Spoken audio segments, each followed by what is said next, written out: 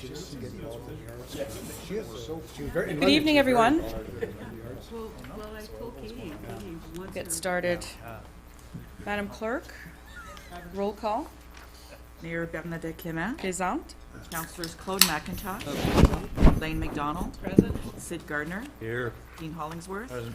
Catalina Hébert, Présent. Councillors Glenn Grant, Present. Todd Bennett, Present. Justin Towndale, Present. and Eric Bergeron. Present. We need a motion to adopt the agenda. Councillor Bennett, Councillor Grant, all in favor? Any disclosure of interest? Seeing none. Presentations and reports. I'm going to turn to the CAO to introduce the matter. Thank you, Madam Mayor. So this evening, we have our General Manager of Financial Services and our General Manager of Infrastructure and Municipal Works present to give a brief PowerPoint presentation. Council received a copy of the draft water and sewer budget, I think about a week ago. So I think we'll allow staff to go through the presentation. Council has questions as we move through the presentation. I think that is certainly fine. With that, I think we'll hand it over. Okay. Mr. DeWitt and Ms. Bailey. So good evening, everybody.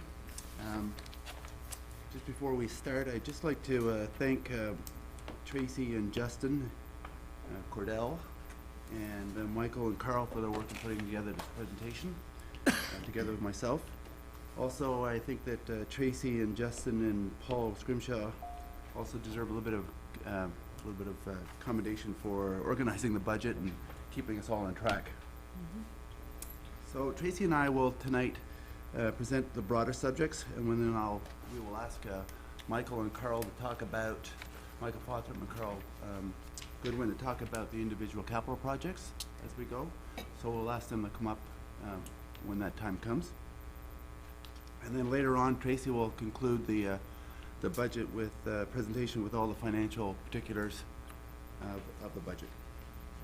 So in an overview, we're going to go through the mission, strategic plan, goals, and objectives, and we'll go through some compliance issues. We'll talk about infrastructure and asset management, so water and wastewater systems and capital projects, associated capital projects, and then Tracy again will talk about sustainable financial planning, long-term debt and reserves, operating capital financial summary, and we'll also look at some municipal comparators, and then a complete budget overview. So we have a mission statement for water and wastewater services. I'm going to read it out. Water and wastewater services are provided through the supply of quality drinking water and treatment of wastewater as a public service to protect public health, safety, and property in an environmentally sustainable and fiscally responsible manner. This aligns with the Council's strategic plan. The water and wastewater budget aligns with the strategic plan in providing services that enable a financially and environmentally sustainable community which will care and provide for the needs and values of the residents. And if you can look at your strategy at a glance, that's exactly what it says in the mission statement. I'll ask Tracy, go ahead, sorry. This slide is a summary of the goals and objectives of financial sustainability plan for effective delivery of water and wastewater services. And our goals are realizing operational excellence by providing clean and safe drinking water to over 47,000 residents, keeping just under $680 million of capital infrastructure in good conditions. That's at 2016 replacement value. Complying with complex provincial environmental regulations and minimizing system losses. And moving towards financial sustainability by setting rates for cost recovery, building reserves for future capital, establishing rate stabilization reserves, and accounting for system revenue losses. Considering social aspects, environmental impacts, and economics, establishing goals and objectives helps keep us delivering effective water and wastewater services. So we're going to talk a little bit about compliance. There's a Safe Drinking Water Act and the Standard of Care, and I think all of you will remember this. It was quite entertaining presentation by Perry DeCola about the Standard of Care, and we talked about council's statutory duty as the ultimate decision makers for the water system, over the drinking water system. I would say from an administrative perspective, council has been very supportive of our recommendations and funding requests to date, and that, you know, council remains diligent in this aspect. The water and the water drinking, municipal drinking water license is an approval that's issued by the Ministry of Environment and Conservation and Parks, and it mandates the equipment that's going to be the equipment profile at the water plant for the production of potable water. Any equipment, we can't just arbitrarily change it. It's got to be or upgrade it without ministry approval. It also mandates that all the equipment is maintained to manufacturer specifications. We do that. And it also requires a work order system to ensure that the equipment is maintained according to a specified schedule. The drinking water quality management system mandates in continuous operational improvement and provides operating staff that have superior training.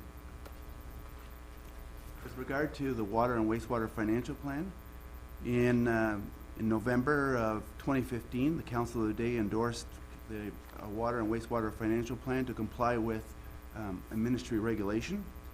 And in spite of challenges, we are in the right direction to achieve the financial goals that we've outlined in the financial plan. This is a similar slide that you saw in last year's presentation. In 2016, the city completed an asset management plan for all city assets, including water and wastewater infrastructure. The 2016 replacement value for water and wastewater assets at that time was just under $680 million. That included 272 kilometers of water meters representing about $135 million, buildings 17 million, process equipment of 79 million, for total water assets of 231 million.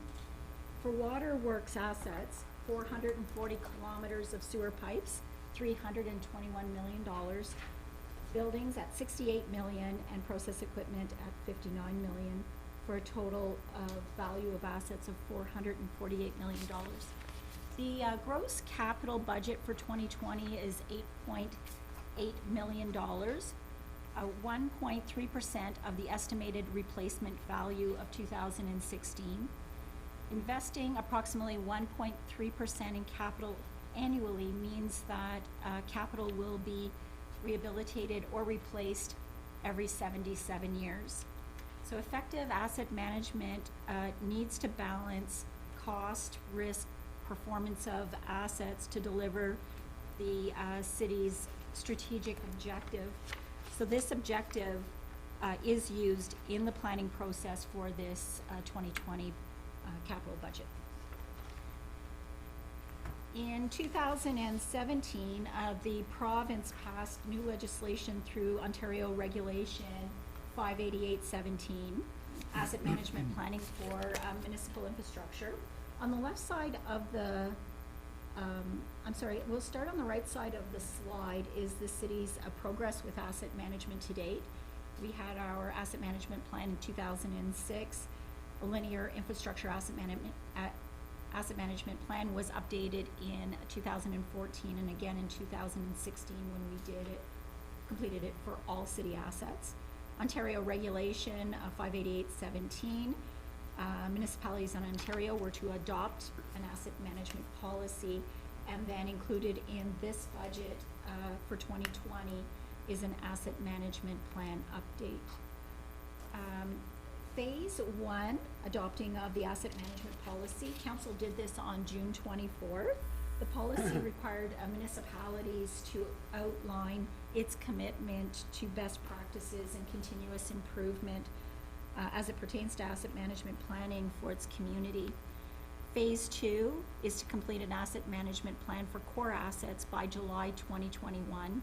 Core assets are described as linear assets. That's water mains, sewer pipes, roads, bridges, culverts.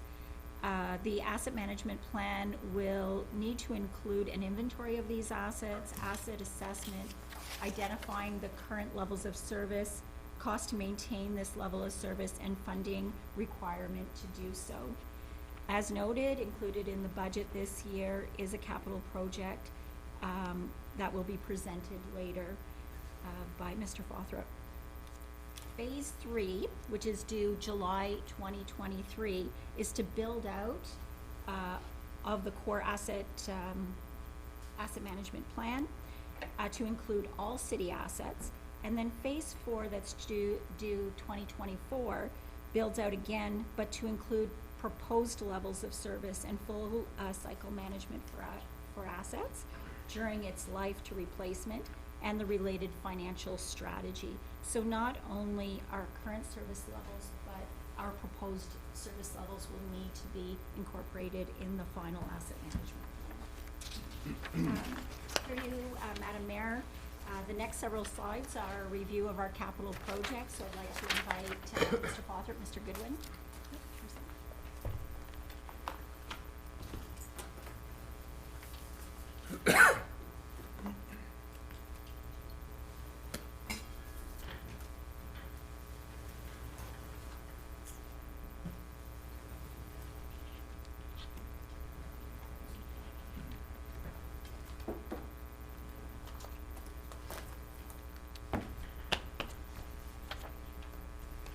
So we have Michael and Carl here.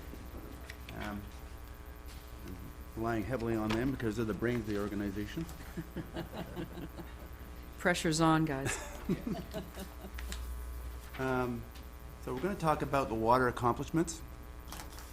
As you can see, one of the big issues that we have is the backlog of water mains that we need to address. And we've been picking away at it slowly, and over the past 6 years or so, and hopefully in 2020 we'll have achieved about 30 km of replacement water mains that were deficient and now replaced or relined. We've achieved 100% inspection rating from the Ministry of Environment and Conservation and Parks now for 11 straight years, and this is because we have a modern state-of-the-art water purification plant with highly trained staff. We are working towards addressing our deficiencies in the water distribution system, and this is all taken into account considering our our abilities as a small community to address these problems. As you know, infrastructure has been for many years have been avoided, disregarded, and now we're seeing the importance of addressing these and the cost associated with addressing these deficiencies.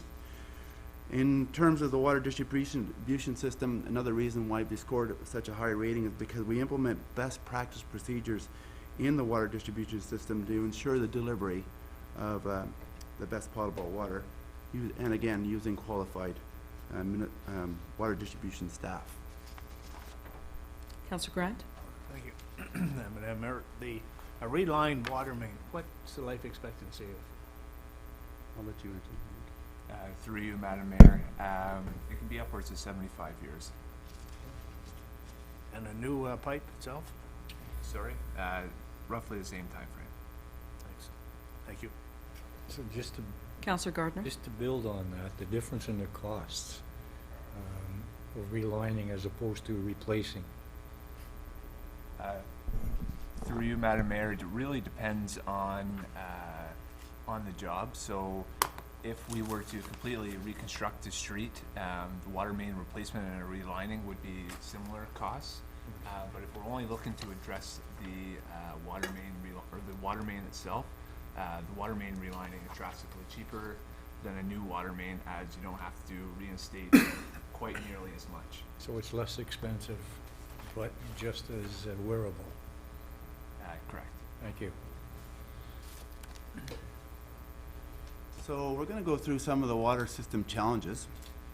So we'll just start with in 2019, we've have 45 water main breaks year to date. Actually, that's 46 after the other night.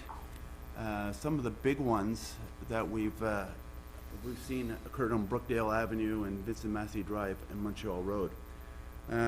While we're on this discussion, I think that council should be aware, and maybe they are, that in addition to sort of ongoing routine capital backlog that we have, there are two outstanding water mains that are going to be giving us concerns. One is on Vincent Massey Drive, where we've experienced abnormal amount of breaks, and also we're seeing some problems with a massive feeder main or trunk main on Pitt Street.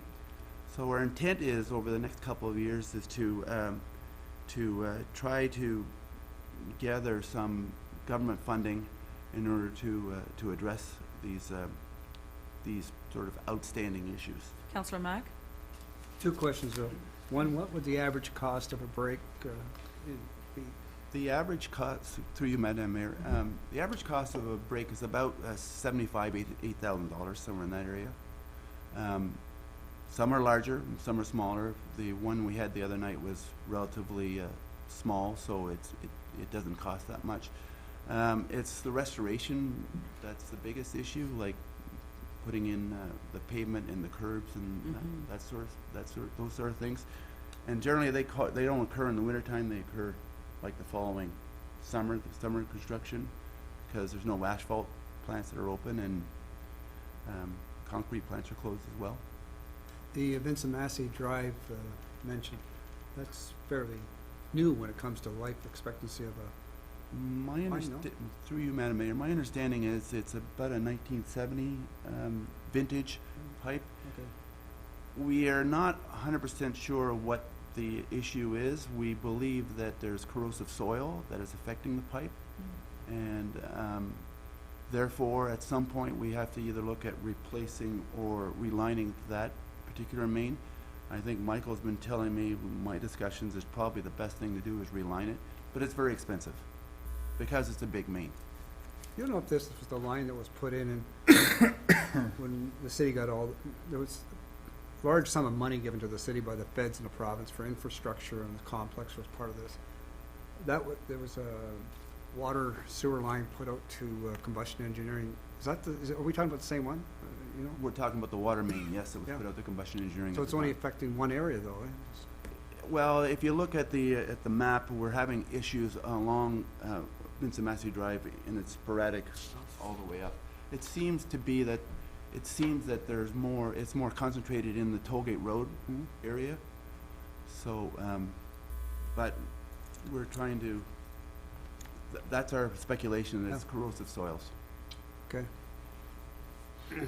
Councillor Lane? Relining a pipe required digging, the same extent that I'll let- replacing does? Through you, Madam Mayor, no, it doesn't. So it does require pits to be dug, so you can put in the equipment and drill out the tuberculation and buildup and put in the relined pipe, but it only requires pits every so often, unlike with complete replacement, which would require total excavation for the entire trench. Thank you. Cornwall isn't all on corrosive soil, right? No, not at all. It's But just what- certain areas, and this area is, we believe it's relatively, it's a relatively low area, particularly around the Tollgate Road area. So we think that that's got something to do with the issue. But no, for the most part, we are not affected by corrosive soils. Thank you. Just to continue, so we talk about water main breaks and the soft and hard costs. Of course, hard costs are repairs and unplanned disruptions, and of course, it's a nuisance because all the councillors get calls in the middle of the night. We can talk a little bit about how the impact of water system challenges with regard to climate change.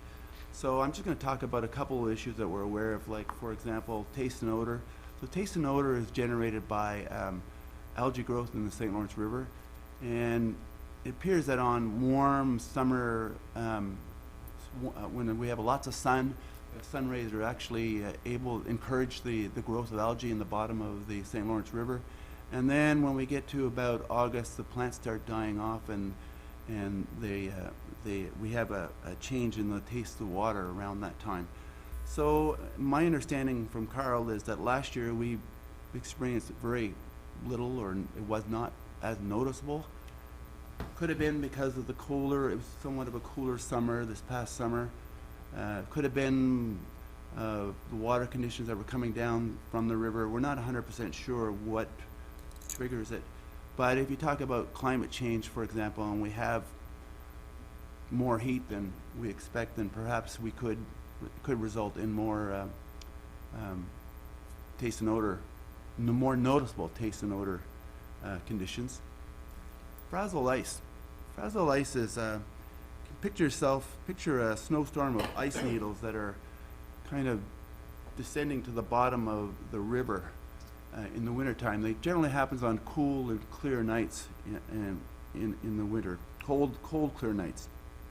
So frazzled ice, they're little needles that adhere to anything that's less than the cold water, the water freezing point.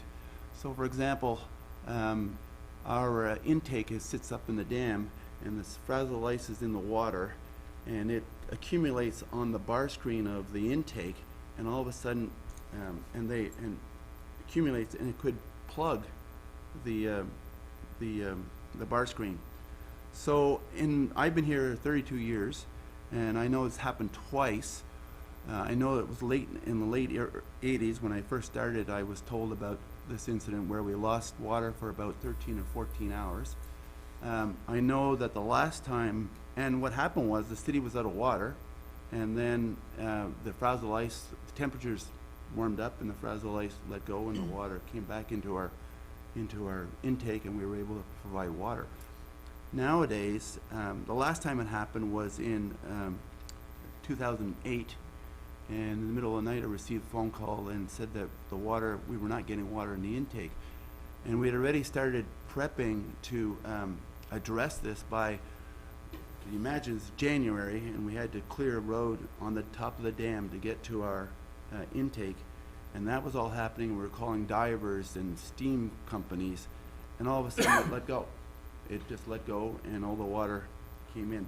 So what's going to happen with climate change? Are we going to see more of this? I don't know. Councillor Lane?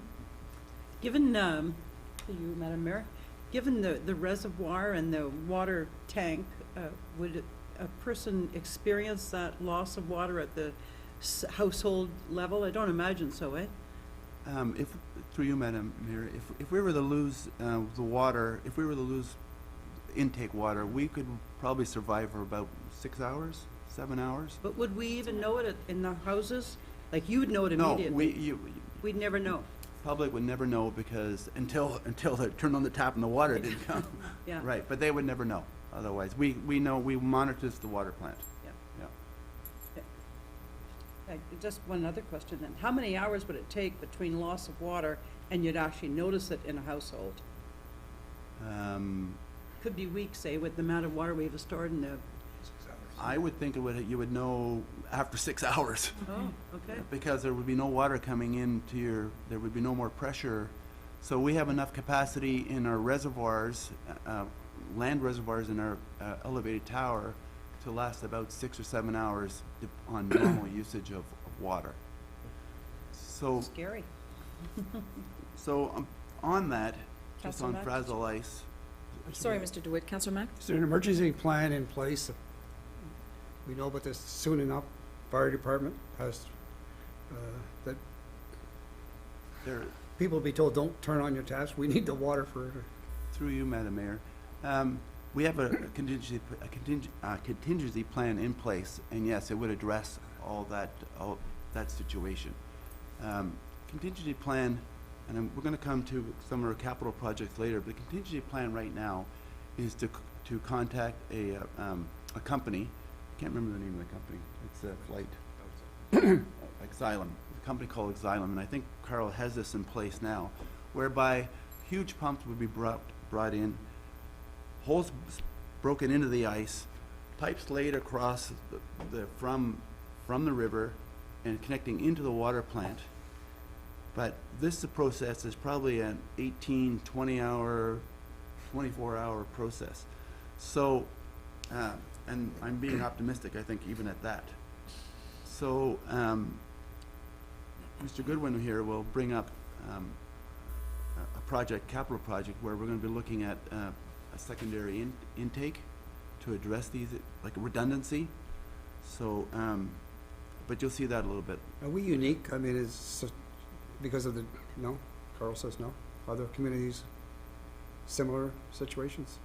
Through Madam Mayor, all communities look at the risks and the intakes, and then each plant is unique on how they need to think about addressing that particular issue.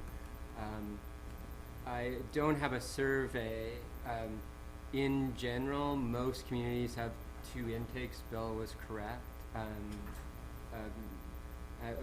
don't have a survey that could back that up, but the plants, you know, the plants that I've been to have about 20 in total. They all have 2 intakes from that point of view, and we all have, because of the Safe Drinking Water Act, a emergency management plan that starts really general and then would get specific on what we would have to do. So if we needed raw water, we know who we could kind of contact to get the process going. So we're confident we know who to call. The part that Bill was rightly saying, the timing is something we wouldn't know until that occurrence happened.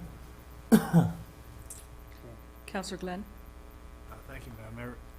Is there no way there's sensors available there's got to be a reduction. It doesn't just all of a sudden block the intake. There must be a reduction in the flow.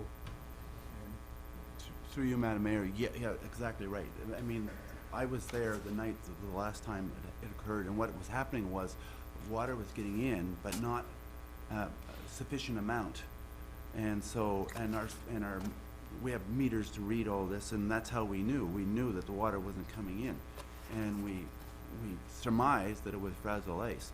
And then, like I say, we started down this process, and all of a sudden, change in temperature or something happened, and it just let go, and away it went. So yes, we do have. The short answer is we do have sensors to tell us this. It's too bad there's no way to get down to clean that fragile ice or prevention program. It's difficult. So again, we have a contingency plan, or at the time, and Carl could probably tell me better, but I'm sure it involved divers and hot steam. And it's difficult. And dangerous. Yeah.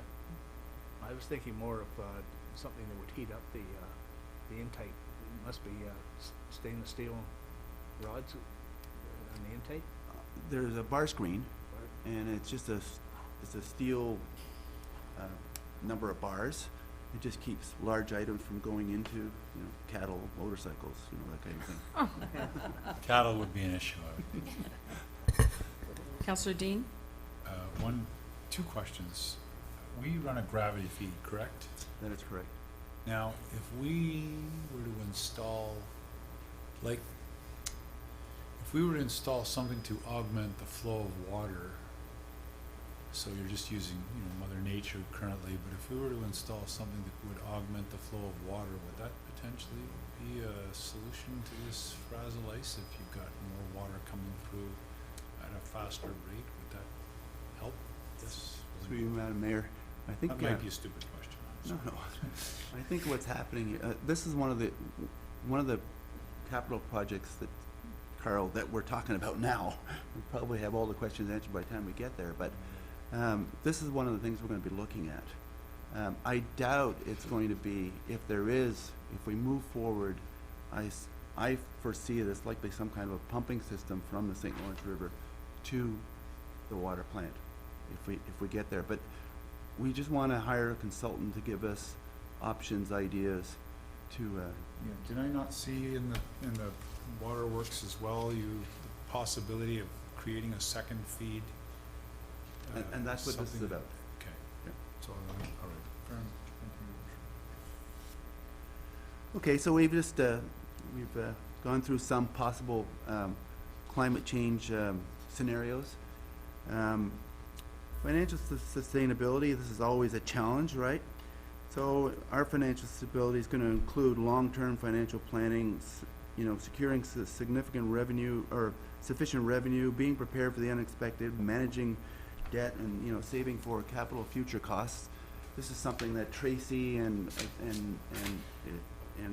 the accounting team are working with us on. Of course, aging infrastructure always has a great impact on financial sustainability, so we have to plan appropriately. Another challenge is water and revenue losses. So my only comment on this is, should council approve the water meter strategy when we bring it to them, losses would be drastically reduced, both financially and water, in terms of water loss. Another challenge, of course, is upper level government support. It's always difficult to get money from upper levels of government support.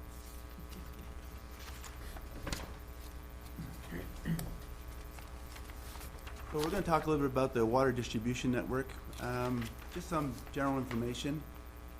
We talked about, if you look at the pictures on your left, you can see what relining is about. Over years, tuberculation builds up in cast iron ductile pipes, and so you can see in this particular case, you can see the tuberculation is so small that you can barely get a golf ball through it, built up so much. So you can imagine what's happening out there in the water mains. In many water mains, we need about 64 kilometers of water main to be addressed, either repaired or rehabbed or replaced. You can see the before and after picture. Now you see the tuberculation removed, and I think that one's got a plastic liner in it. Yeah. So you can see what relining does for our water distribution system. Over the last, since 2006, we've had about 500 water main failures, and these failures are indicated on the remaining 64 kilometers of water mains that need to be of remaining deficient pipe, if you will.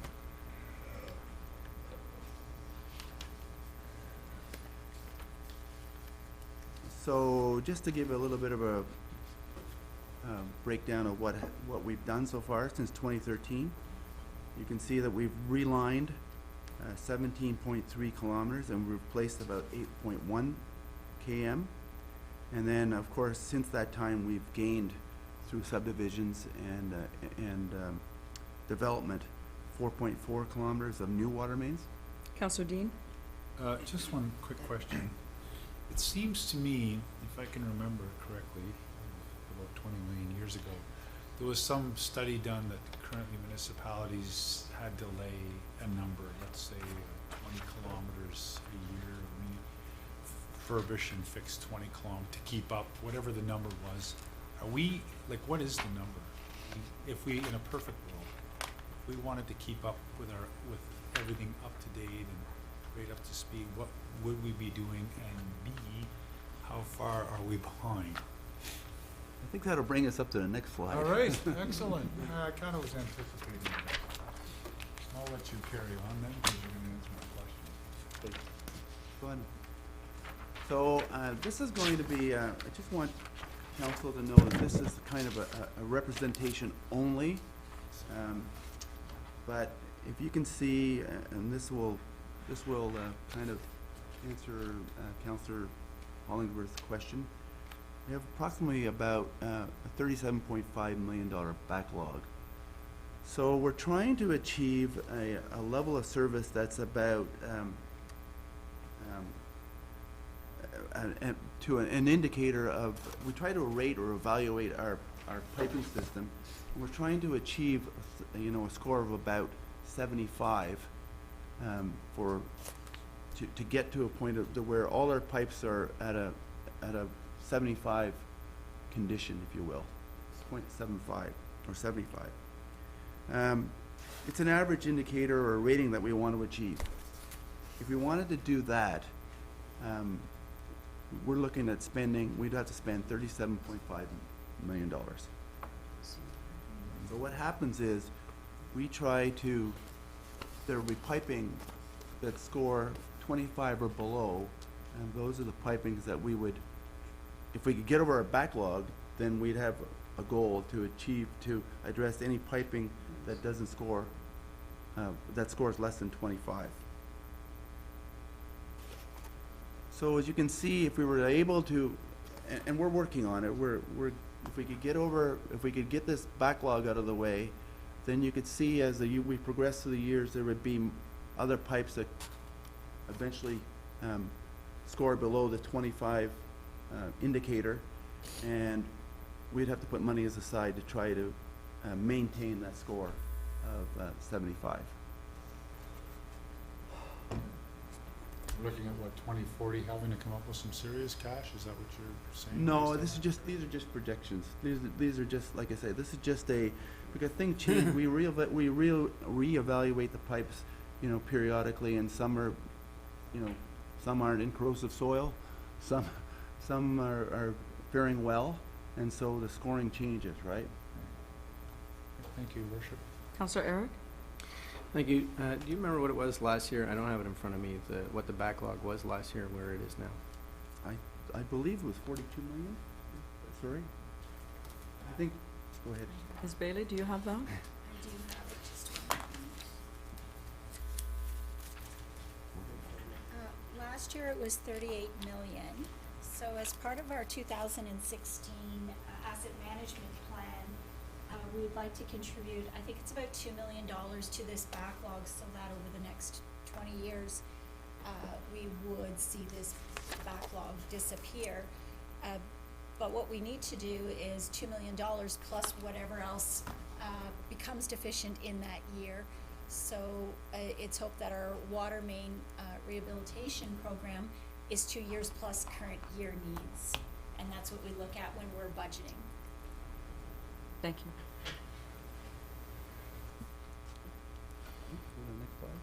Councillor Mack? The bill, going back to, I don't know what page it was, but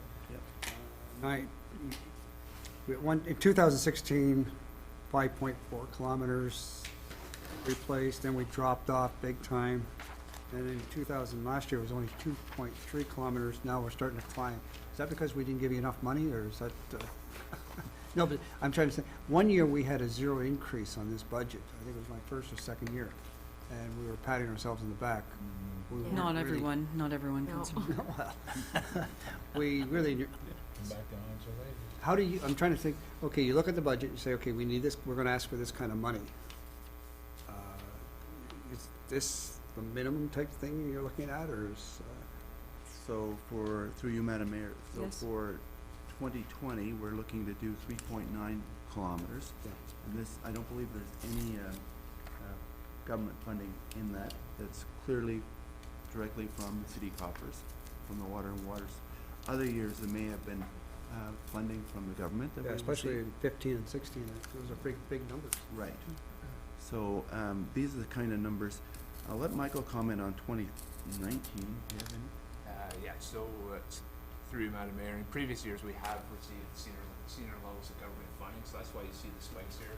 It should be noted, there's a few things that, the amount of kilometers that we do, I guess it doesn't reflect the amount of work we actually did, just because of, some water mains are much larger than others that are much more expensive to replace.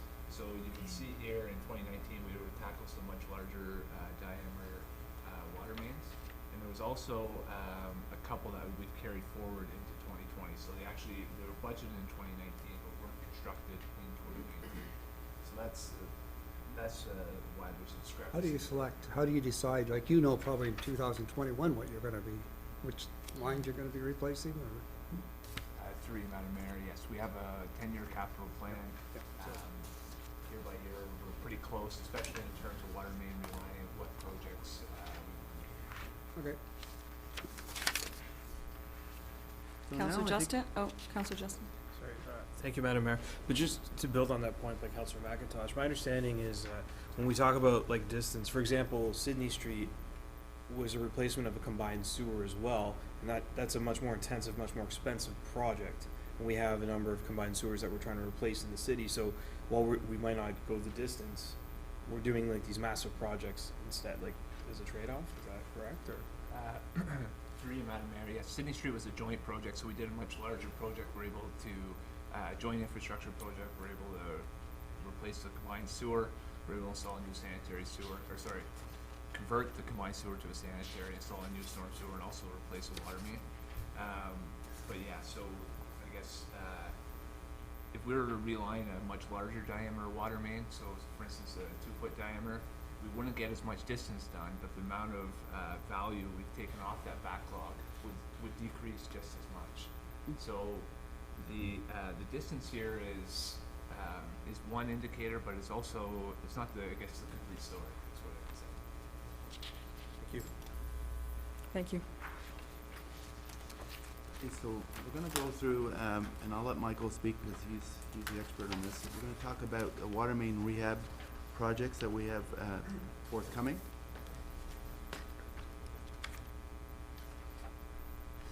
So, good evening, Council. Our first capital project is our water main rehabilitation program, our annual water main rehabilitation program. The objectives of the water main rehabilitation program are to improve water quality and our system reliability throughout our entire system. There are numerous cast iron water mains throughout the city which require replacement or relining to maximize water quality in the system. Tuberculation buildup, as shown in the images above, creates chlorine residual issues as well as reduces the available fire flow. So our 2019 water rehab candidates are as follows. 13th Street west from Notre Dame to Churchill, which is a relining of a 150 millimeter diameter water main, and is a continuation of a project we started in 2019. 5th Street east from Amelia to Sydney, which is a replacement of a much larger 450 millimeter diameter water main, which is a part of a coordinated project and will be included in a complete reconstruction. Robertson Avenue, which is from 2nd Street to Queen Street, which is a relining of a 150 millimeter diameter water main. Jane Street from Power Dam to Surgeoner, which is a relining of another 150 millimeter diameter water main. And Susan Avenue, which is the completion of a project we started in 2017, so last remaining block.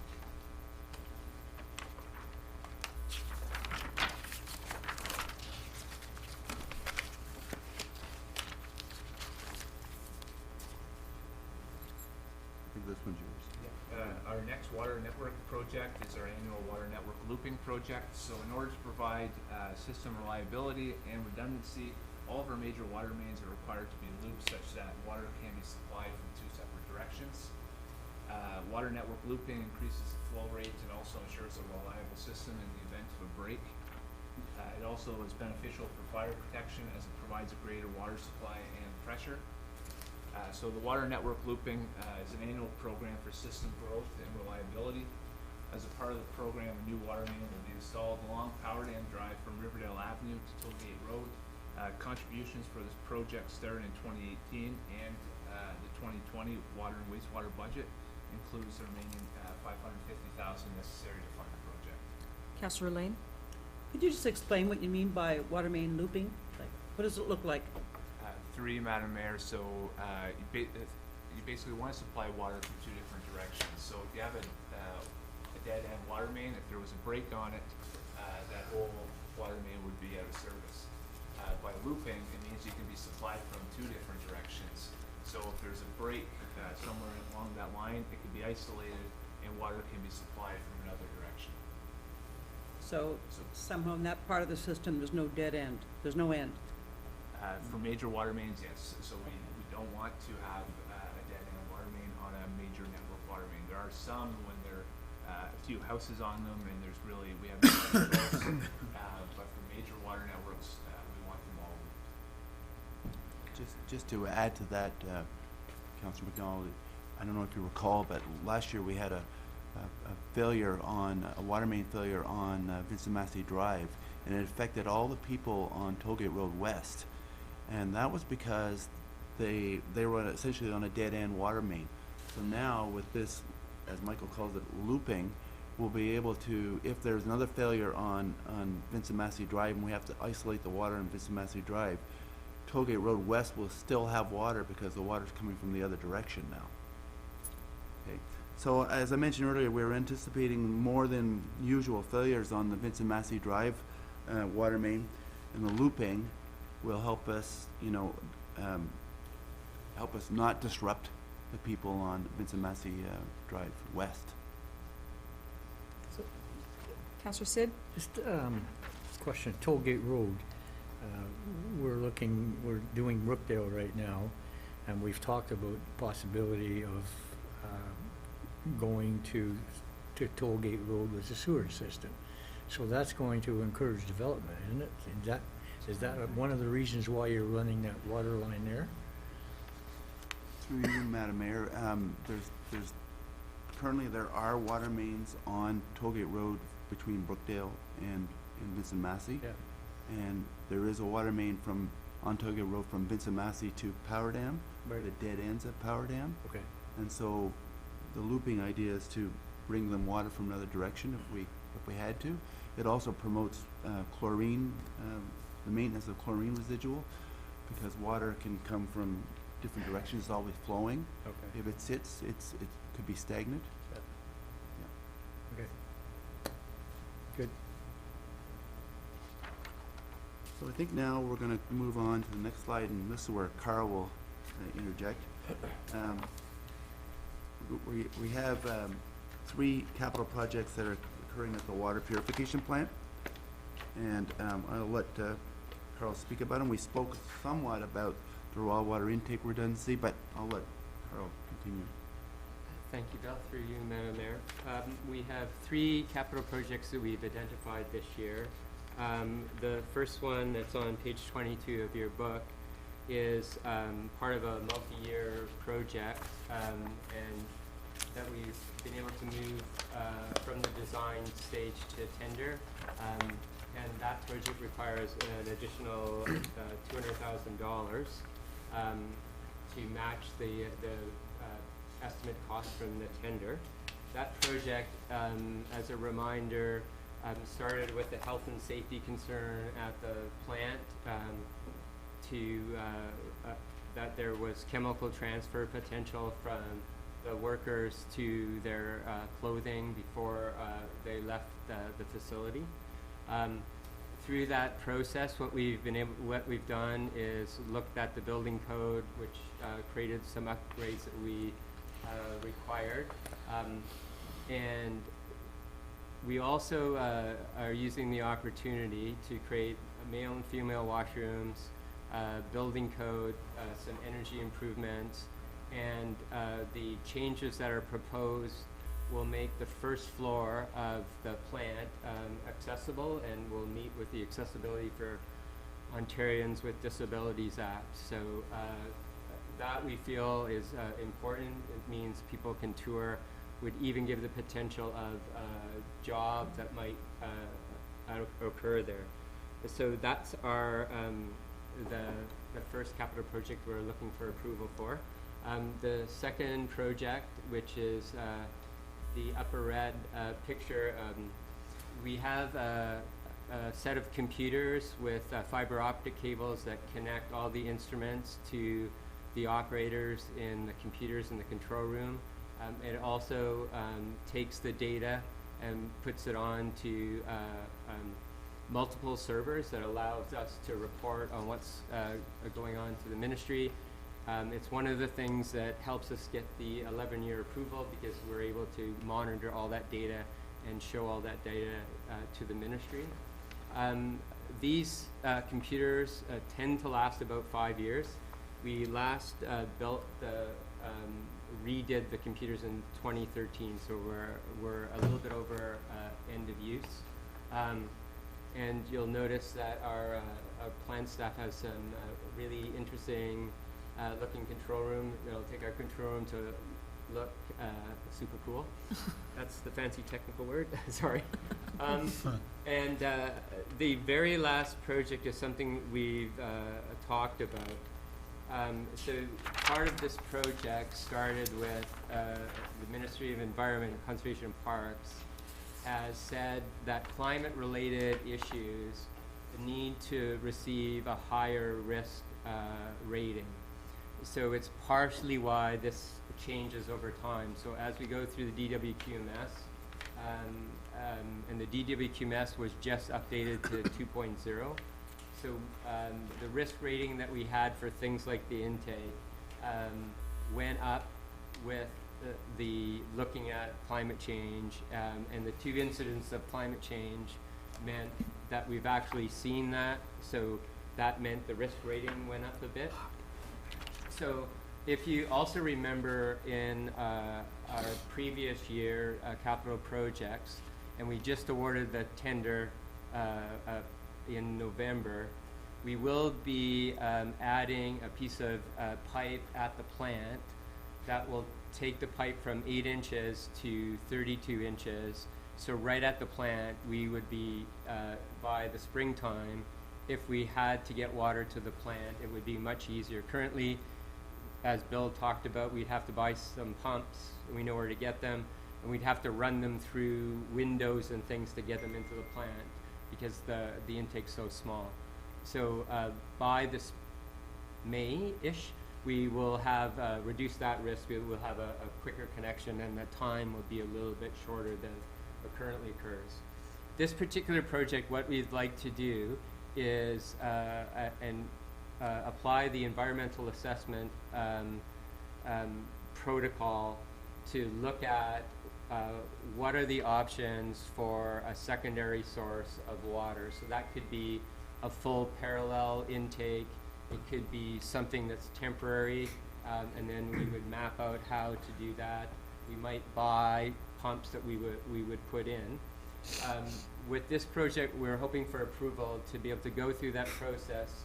So whichever option came to the forefront and council chose, we would directly be able to go to the ministry for approval for that, assuming the council approved it.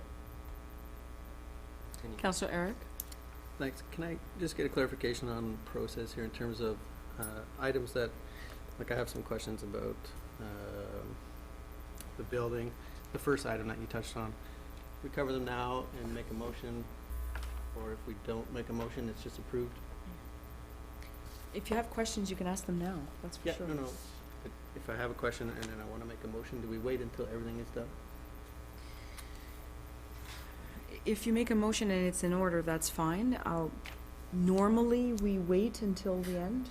That's been the general practice. Okay, So- perfect. I just want to go back to the building item where we've already set aside $771,000, is that right? But items like appropriate room for employee training, does that have to be done in that building? Do we not have space, Civic Complex or somewhere else where we can do training, or does it have to be there?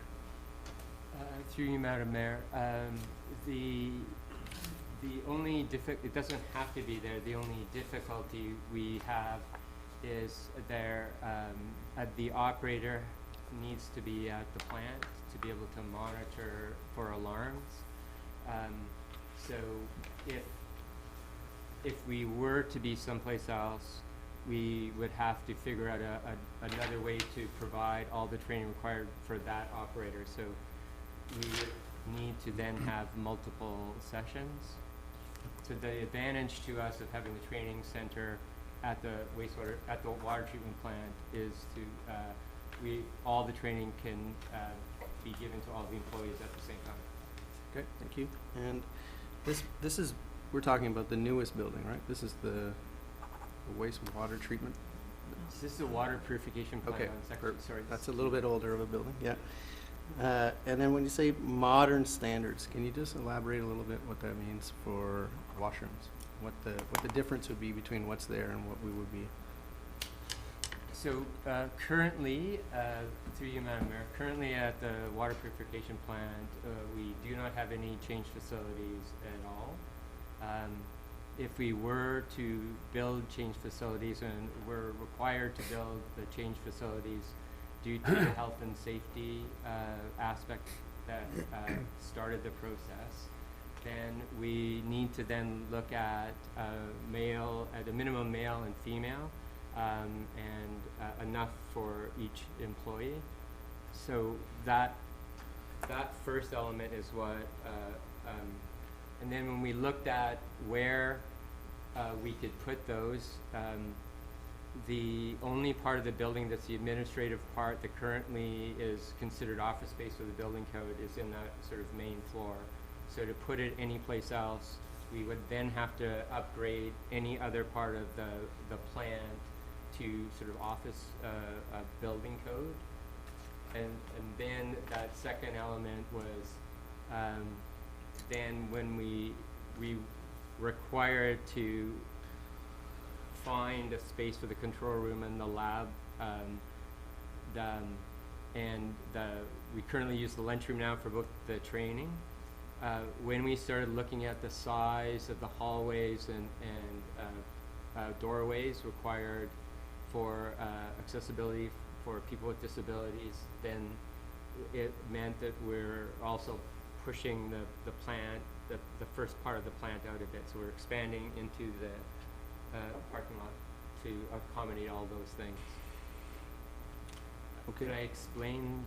Yeah, it's just for the detail. It seems really high. We're talking about $1 million to add some change rooms, some nicer or more modern bathrooms like you just described. But this is from a consultant, right? There's already been, the assessment is done. It's just a matter of this is what it's going to cost. Through you, Madam Mayor, that's correct. So the architects and J.L. Richards was the design company that came up with the design. Okay. It's their recommendation. Yeah, thank you. You're correct. Mr. DeWitt, did you want to speak to that? I do. I just wanted to add to Carl's with regard to training. When I was at the water plant, we had training programs that went on there. It was because you got to remember these are water-related courses that we have to, or that we're mandated to put on because every operator has to have to receive X amount of hours of training every year, and it's much easier to have the instructor come there and then say go to the lab at the water plant and go through some chemical analysis, or go over to the processing part of the plant where we have UV, or so you're kind of hands-on. So the training program sort of like in classroom and then hands-on afterwards. Go ahead, Mr. Goodwin, and then I'll go to Councillor Mack. Sorry, through my just we have to receive a minimum of 40 hours hands-on and a year. So that gets and then there's another over 3 years, 140 hours worth of certified training. So it's I think maybe I accidentally missed that part. It's a fairly significant portion of training. Councillor, yeah, Councillor Mack. That was part of my question, is how many times would that room be used in the course of a year? Madam Mayor, it is. I'm hoping I'm not guessing too wrong, but it's easily 6 weeks a year. How many people would this involve? So we do the 12 people at the plant during that time, and then some of the training, some of the water distribution folks will attend as well. So it wouldn't be all 12 at the same time, it'd be... Currently, that's what we do to save ourselves time and money. Okay.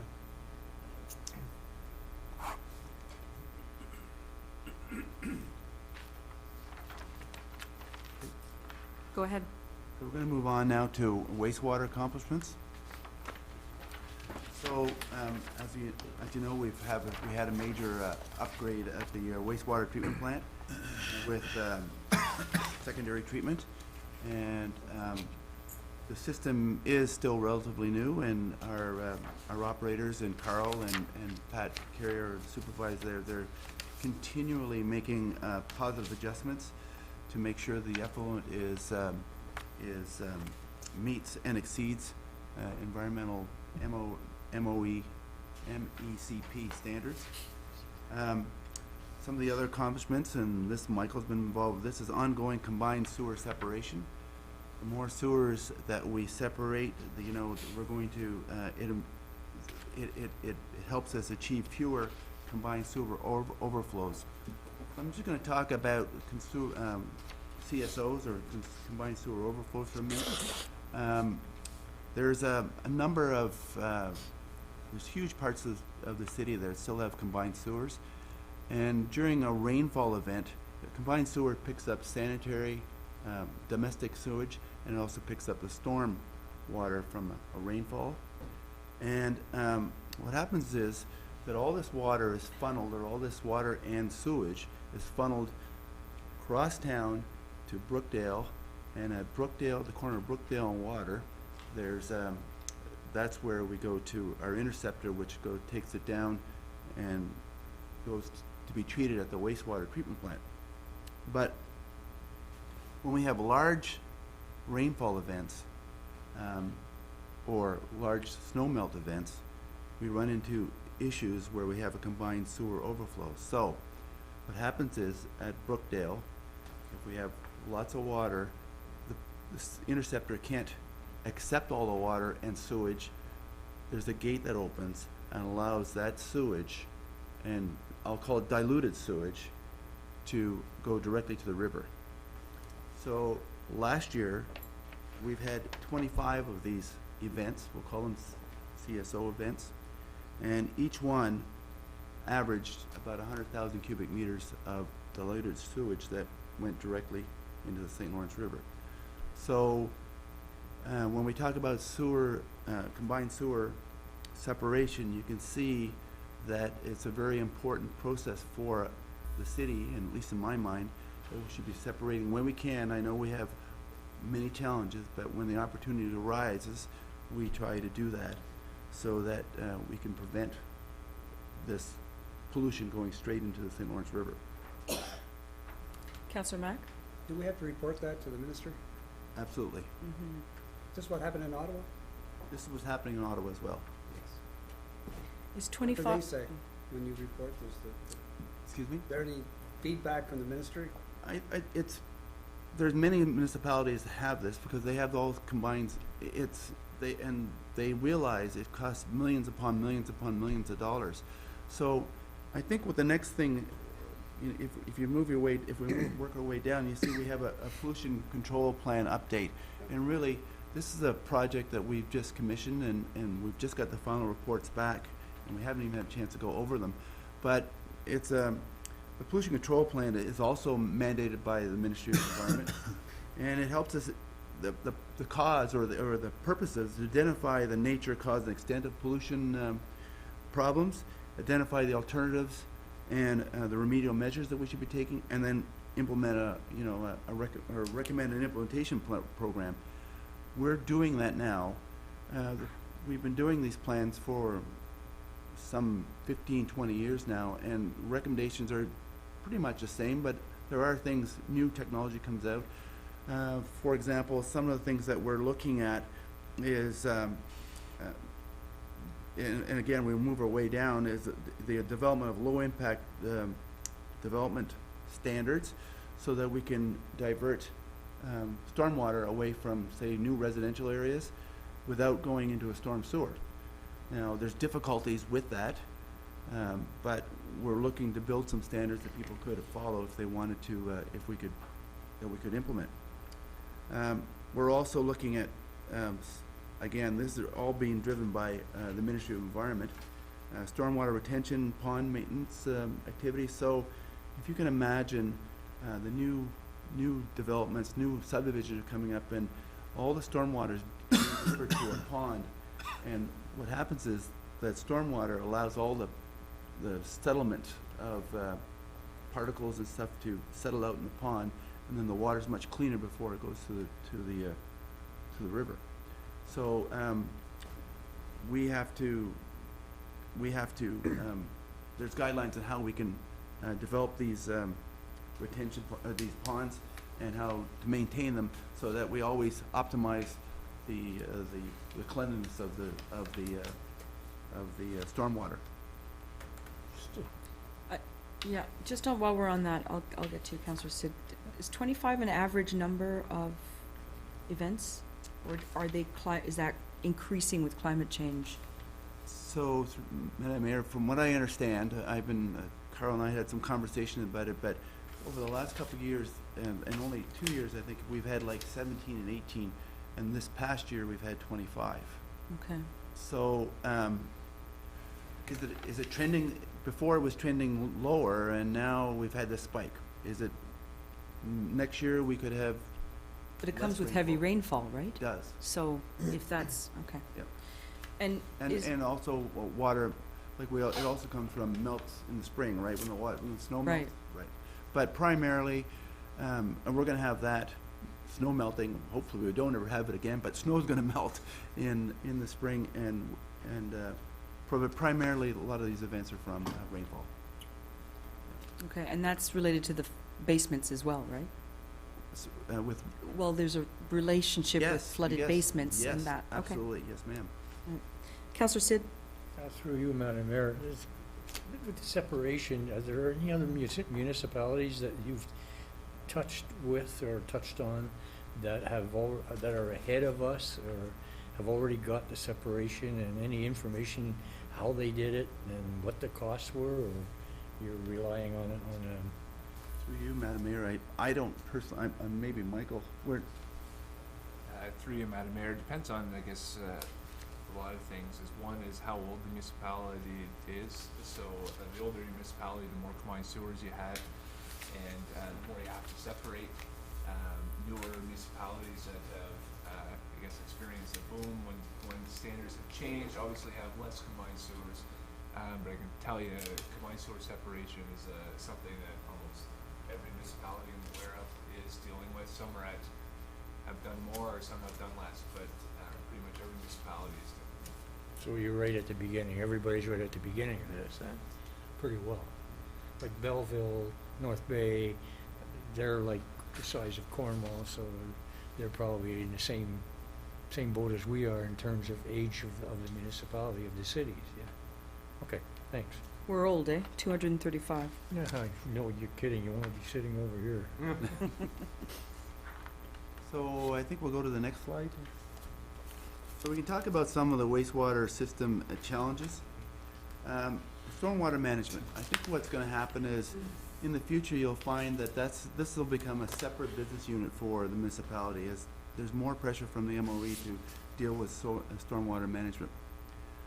So we have a water system business unit, we have a sewer, a wastewater system, and that's comprised of combined and sanitary, but there's gonna be more emphasis in the future with regard to stormwater management.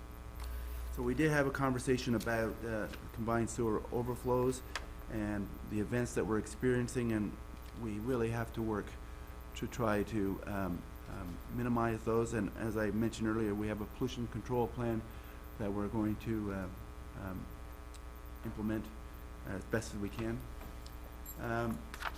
Fats, oil, greases, and flushables. These are issues that we are finding in the sewer systems. So there's fats and oils and grease that are being generated by plants I should take that back.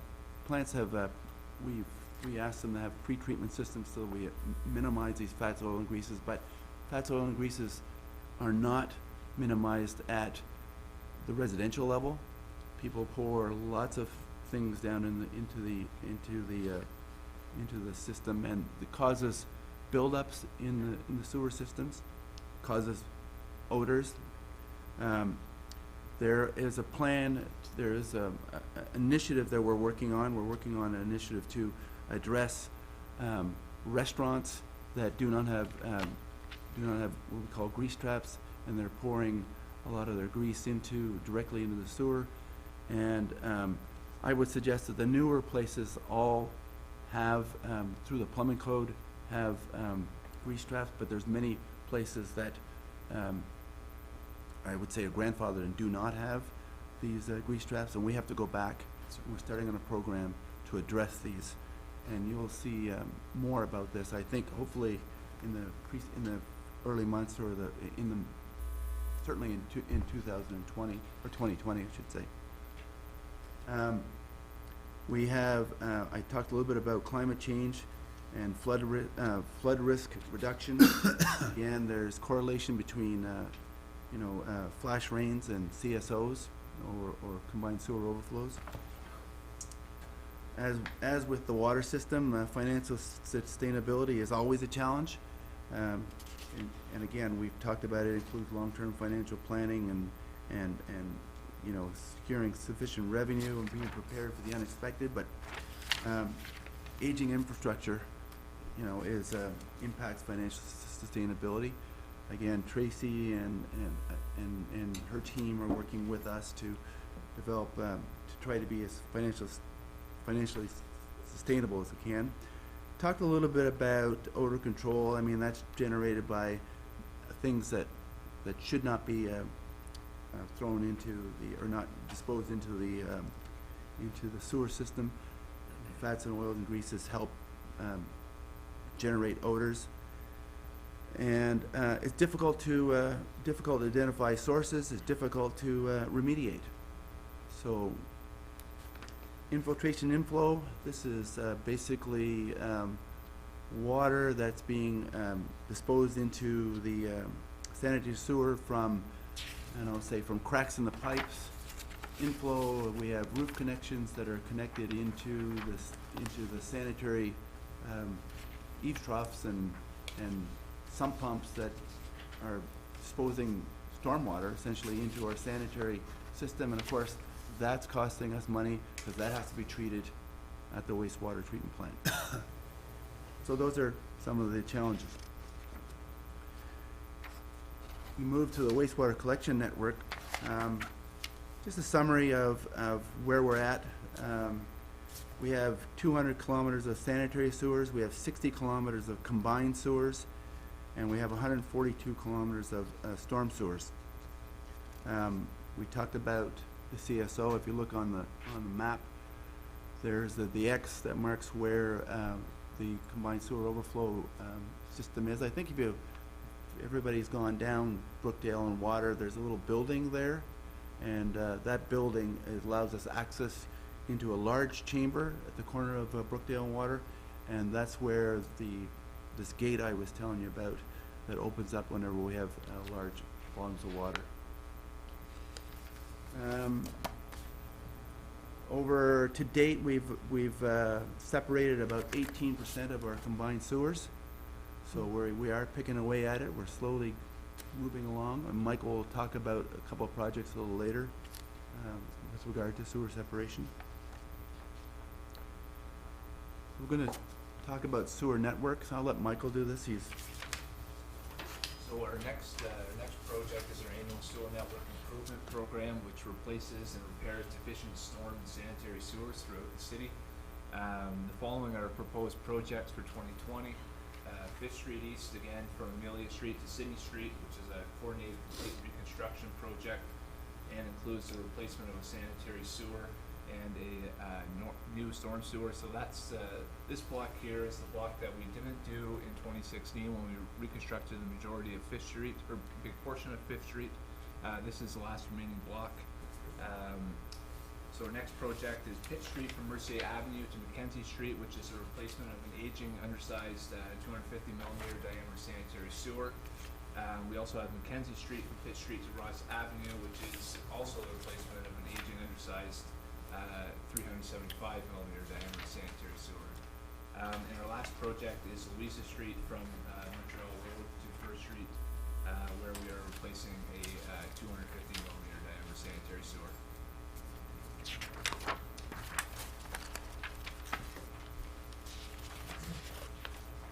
Our next project is our ongoing combined sewer separation program, which has the objective of reducing wet weather flows in the sewer system. Separation of combined sewers reduces the potential for basement flooding and the potential for CSOs directly to the St. Lawrence River. Separation is achieved by constructing new storm sewers so that the combined sewer can be converted to a sanitary sewer. We prioritize these projects based on the roadway surface condition so that sewer works can be done before resurfacing is completed. Our 2020 projects are as follows. Water Street from Amelia Street to Marlborough Street, which will continue the separation on Water Street. The section from Amelia Street to Adolphus Street was included in the 2019 water and wastewater budget. Following the separation of the combined sewer on this portion of Water Street from Amelia to Marlborough, the city will continue the resurfacing of Water Street easterly in 2020 from City Street to Marlborough.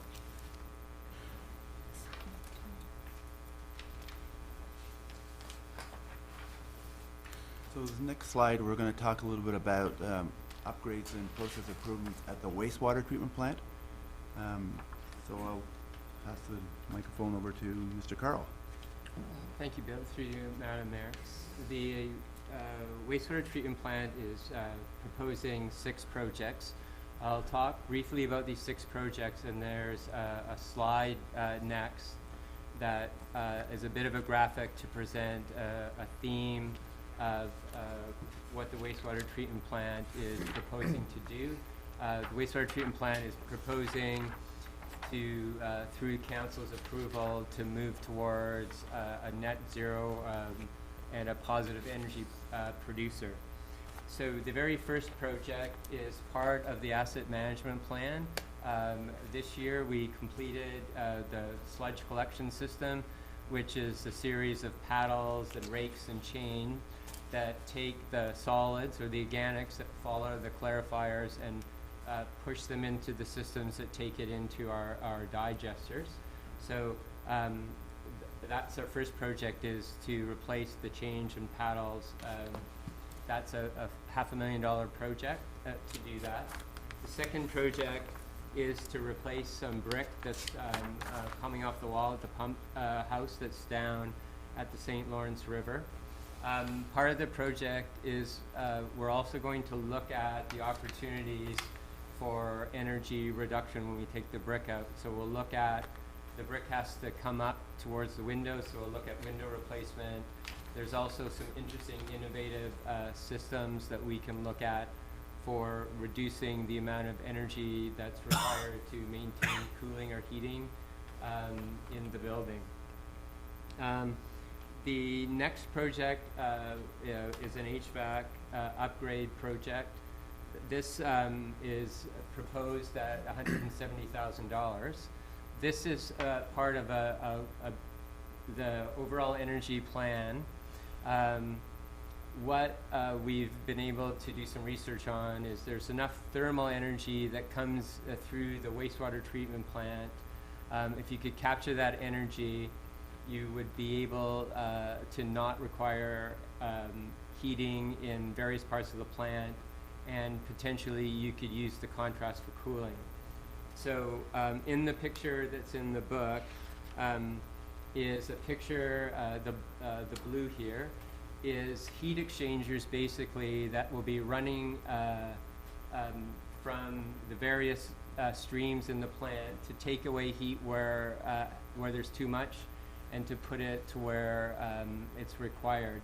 So what we, as part of this project, we're asking for to look at specifically 2 buildings at the plant for the HVAC that have hit end of life, but we'll also do the study to say, let's take the whole plant into account. So all the upgrades will be looking at reducing the energy of the whole plant, not just HVAC replacement. Also, a little aside is that refrigerants is, by some of the experts, is the #1 cause of climate change. So we'd like to be able to do the air conditioning, cooling part of these two buildings without using refrigerants. In the next project is installation in the digester area. So part of the project, very simply, is if we insulate around the heating of the digester, we heat the digesters 38 degrees Celsius. So if we can insulate that, that means that we don't need to put as much energy into heating the digesters. Some of those pipes run through some of the corridors and other parts of the building. So another way of reducing the amount of energy that a wastewater treatment plant requires is to look at the heating requirements for parts of the building where people aren't in all the time. And to be able to do that without negatively impacting the digesters, we'd like to insulate the digesters, which isolates the digesters from the rest of the building, so we can save money in heating areas of the plant without costing money for heating of the digester area. And then one other element that's important for the insulation is we've been able to see from other plants that they can stop mixing the digesters for periods of time, and those periods of time can be extended if you're not losing heating. So if you're losing heating, you're not able to shut the digesters mixing down, and it's energy intensive. So this project will also allow us to look at reducing the energy of just running the digesters. The fifth project on our list is piping and control for excess air. So currently the wastewater treatment plant adds air in various locations. One of the locations that we add air is the secondary treatment plant, and that's the picture of the 3 blowers you see on the slide. We use one of the blowers 24/7.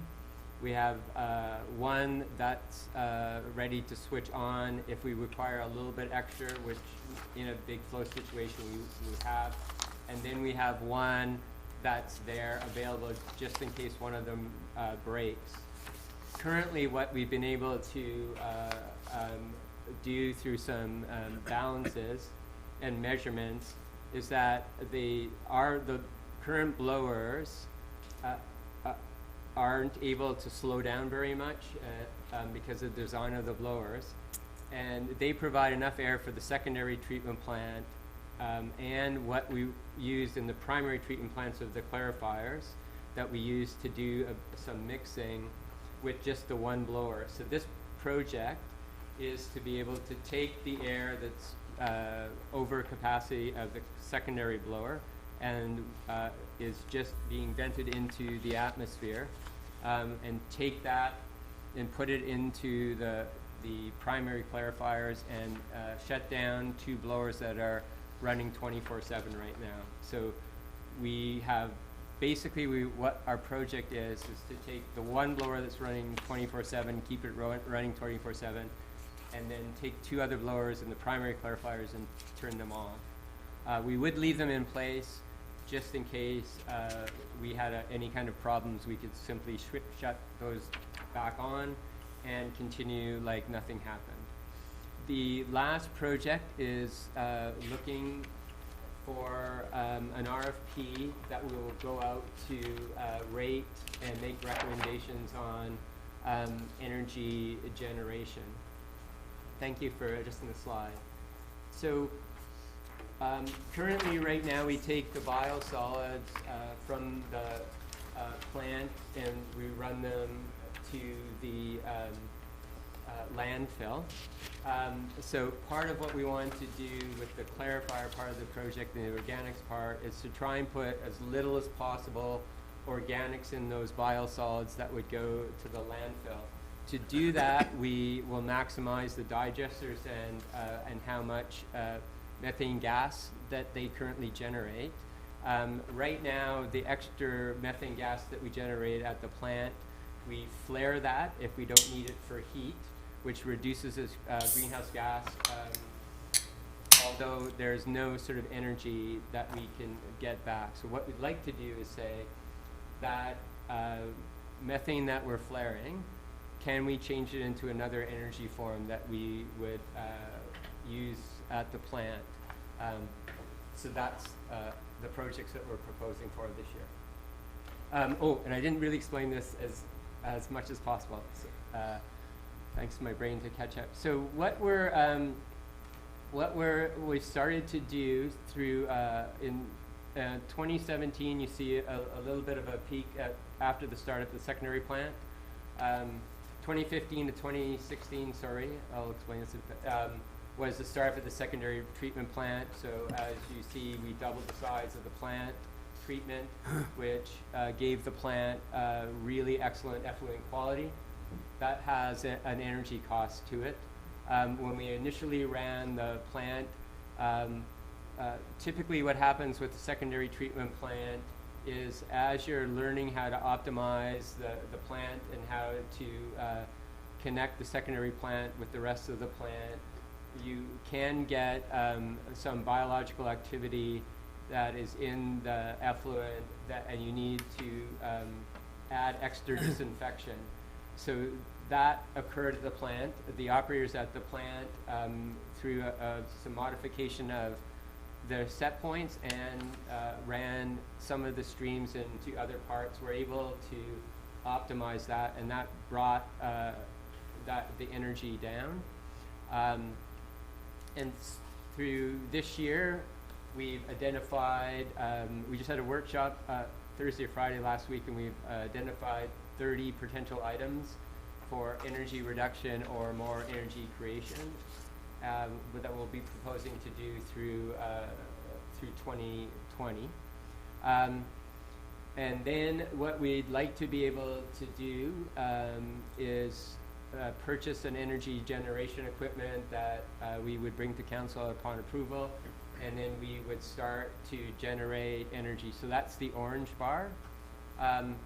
And then through optimization of organics, we might look for organics from someplace else. Maybe from our friends in waste management would separate some organics and we could bring them to the wastewater treatment plant. Then the plan is through a combination of reducing the amount of energy that we need at the plant and recover as many organics as we can, or thermal energy, to get to a point where we're a net producer of energy. That's in 24, 25, and 26. Councillor Mack? I missed the total on the upgrades and improvements. 1, 2, 3, 4, 5, 6. What was the It's total? just a little bit over $900,000. Now, somebody's gonna ask me, we're talking about new, old, like new the secondary plant and the old being the original plant. Somebody's gonna ask me why we spent $60 million, or somebody did, and we're already upgrading. So we're talking about the old section, the older of the two, right? Through you, Madam Mayor. So in the projects that we have here, most of the projects are actually for the older part of the plant, and what typically happens with a large expansion like a secondary treatment plant, you get behind a bit with what's going on with the primary part of the plant. So the sludge collection is the old part of the plant, the clarifier part of the plant. The administration building HVAC units is the old part of the plant. The pump house is the old part of the plant. So the only project that we're proposing that would be or would be a new project is the energy generation study. Okay. Just wondering why that wasn't thought of when the secondary plant was being built. This wasn't part of it. Wouldn't have been easier done at that time, build it into the cost? Through you, Madam Mayor, the difficulty that happens is the Construction Act. So you have to have certain safety requirements and separation of contractors. So it sort of always happens that scheduling sort of gets in your way. What the folks did previous to when I was started, they did a really excellent job of looking at that risk reduction and looking at the asset and the asset condition and saying, can we do it this way? And I believe there was probably some conversation because of what I noticed in looking at the financials was we could create nice financial stability by doing it this way. So there has been a fairly stable financial on both sides. Okay, thanks for your answer. Councillor Eric and then Councillor Karedin. Thanks. Can you talk maybe a little bit more about the financials impact of a net zero? Because we're seeing the energy consumption versus energy production, but you know, some of these have 3-year ROIs. That means in year 4, it's saving money, correct? And do we know what that dollar figure kind of is moving forward? Through you, Madam Mayor, we have done some of the estimating of some of the savings. Some of them, the estimates are based on potential projections. The savings that we see are the energy costs in both natural gas and electricity, and so the ROIs that were inside the project sheets were based on the projected savings of electricity and natural gas. It's just those operating costs for the projections in the project sheets. Right. Do you know roughly what that number is kind of what I'm looking for. So for each project, so what we, I think maybe, sorry, are you asking so we spend about $300,000 a year on electricity and $150,000 a year on natural gas. Thank you. That's the, no, I need to word it better. My brain didn't catch up, sorry. But now we're saying with a net zero initiative, which I fully support and I love it, we're talking about 4 years from now, that cost becomes eliminated or almost zero, right? There will be some costs, but that's what we're talking about. We're putting money into something that is going to save money down the line. Through Madam Mayor, that's correct, yes. Thank you. Councillor Caroline? Thank you, Madam Mayor. This net zero plant thing, is this something that most wastewater treatment plants are doing? Are we ahead of the game? Are we behind the game on this one?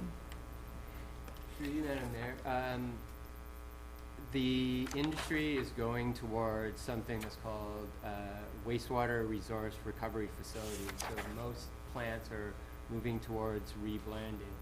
There are about 30 plants in the world that are close to net zero. Canada is a bit behind. We have about 6 plants. In Ontario, it is the largest working group of wastewater treatment plant operators and managers working towards net zero. So Ontario plants have recognized this. We could be a little bit ahead of the game if with some of the potential things, depending on what the ROI is and some of the projects as we would move forward to council. If that answers your question. Yeah, and a follow-up there. So in 2024, we're going to start generating excess energy, from what I understand. Is that something that we would redistribute to other city facilities, if that's possible? Through you, Madam Mayor, that is a discussion that we for sure need to have. We are trying to understand it a little bit. So tomorrow, Pat Carriere at the Wastewater Treatment Plant and I are going to meet with a gentleman from the NAV Center, which might be a natural partner. Smart. Some form of district heating is what happens with all of the wastewater treatment plants. So you have to decide at some point what you're going to do with the excess energy. Right. Okay. Could be a revenue generator. Yeah. Okay. Great. I love this. Thank you. Councillor Sid? I can't find the page, but there was one page where you showed that the cost of projects, when it would become net saving, in this report here. Maybe, It's in the slideshow, is that, is this, but the net savings not for just this project, for every other project that we were talking about. It's in the book somewhere, I saw it. Not only just one project, but a number of other projects where the payback becomes zero. is it the slide that's on the? I don't think that's in the, I can't find it in here, I read it, but anyway, okay. It's okay, there were no, Through you, Madam Mayor, and some of the projects we've talked about, both in the energy conservation demand plan, and there's some synergies with the water servicing plan as well. Yeah.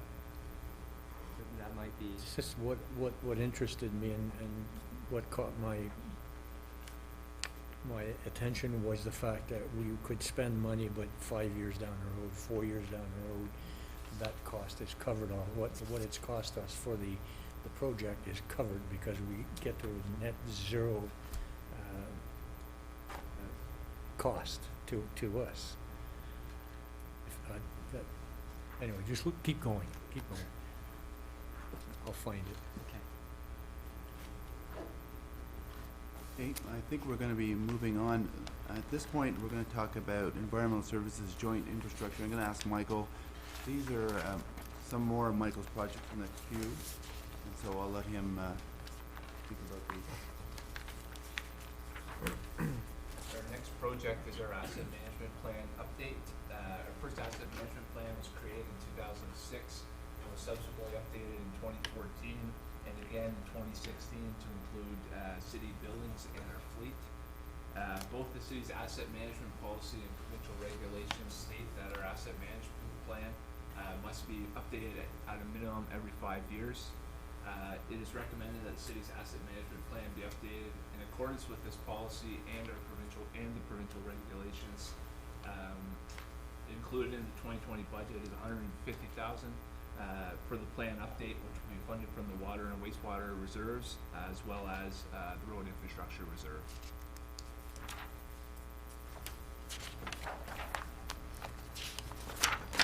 Our next project is a joint infrastructure project. It's a continuation of York Street reconstruction, which we started in 2019. In 2019, York Street was reconstructed from 5th Street to 7th Street. Included in the 2020 budget is a reconstruction of York Street from 7th Street to 9th Street. The project will include combined sewer separation, water main replacement, and road reconstruction. York Street is recommended as a joint infrastructure project as both the water main and the sewer are in very poor condition. Sewer separation is required, and also the road and sidewalks are in poor condition as well. Councillor Mack, did you have a question? Yep, on the York Street project, I remember the previous council, it came up for discussion, and a couple of councillors thought it should be delayed because manna from heaven was gonna come, fall, and feds were gonna come through with some money, and it would save us a lot of money. There's been no, that hasn't happened, and there's no possibility for 20. Through you, Madam Mayor, there's been no senior levels of government funding for this York Street. So if we'd project. done that, we'd be a year behind on this, probably costing more. Through you, Madam Mayor, yes, I would agree. Okay.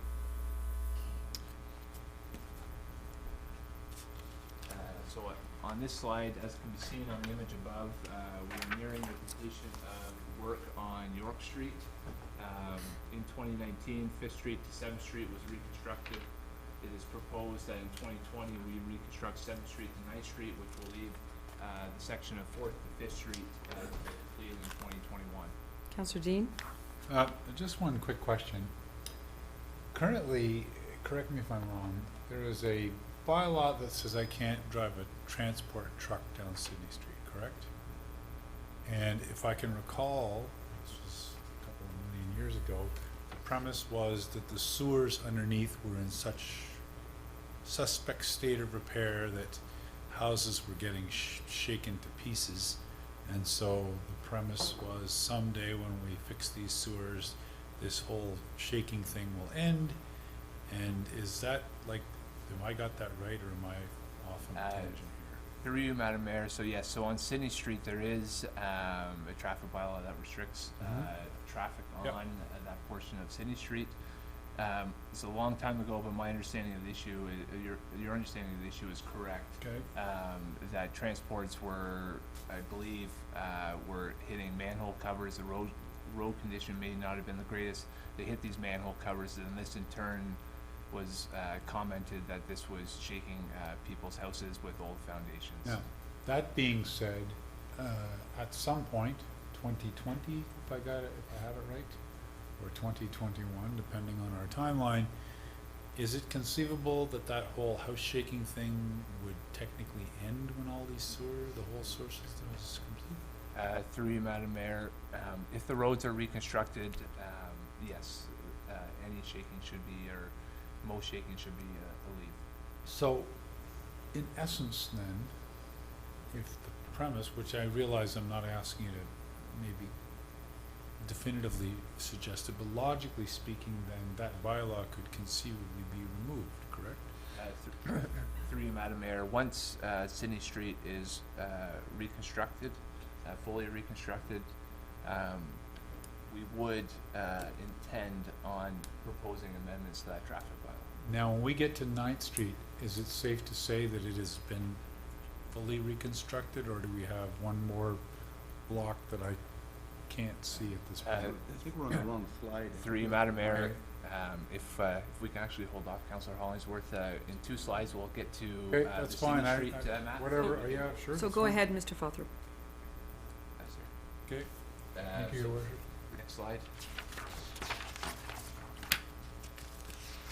So in 2019, the first phase of Sydney Street reconstruction project was completed from 2nd Street to 4th Street. In 2020, it's proposed that 4th Street and 5th Street be reconstructed. The reconstruction of Sydney Street will continue north 2 blocks at a time in subsequent years. The City Street reconstruction project from 4th to 5th will be coordinated with the reconstruction of 5th Street from Amelia to Sydney Street. Both capital projects proposed for 2020 will be issued in the same tender and completed by the same contractor. If we go to the next slide. Councillor Justin? Thank you, Madam Mayor. Just a couple questions. I know you're about to elaborate on Sydney Street, but I just want to kind of focus on the 2020 reconstruction. So it's going to take place in front of CCVS. Considerations for that whenever the timeline comes up in terms of schools and additional traffic and all that. I know that's always an issue, so I'm wondering if that's being taken into consideration as well. Monroe Avenue is going to be essentially cut off. So what's the plan for residents who live on Monroe Avenue in terms of their vehicles and whatnot? Through you, Madam Mayor, we'll be doing our best to address the residents on Monroe Avenue. They're going to stage the construction such that the only time they'll really lose access, or really should lose access, is right when we're right in front of it. While we're going up to it and after it, we should be able to get them in and out from their homes. In regards to the school board, we've already been in communication with the school, in communication with the parent council and also the principal as well. We expect to continue that as the design progresses, and we'll be meeting with them once the design is finalized. Okay, thank you. Councillor Dean? Real quick, and just as a subsequent, is there any chance we can get this done in the summertime before school starts, or am I whistling in the wind on this one? Through you, Madam Mayor, it is so it is a fair amount of work we have to do, and it's fairly extensive. We would love Start to it in just June, and we would really love to just restrict it to 2.5 months of the summer while school's off. But unfortunately, due to the size of this project, it's unlikely that we'll be able to do that. One thing I would say is that we're not going to allow the contractor to fully excavate both streets at the same time.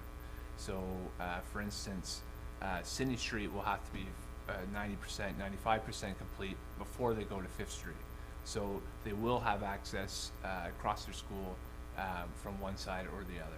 So we won't take both out of commission at the same time. Go ahead. Okay, so I think that brings us to, concludes our projects. I think now we'll ask Tracy to come back.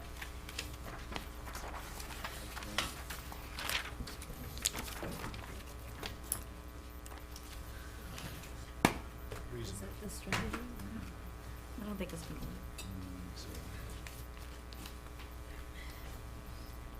Thank you both. Shut up, Lincoln.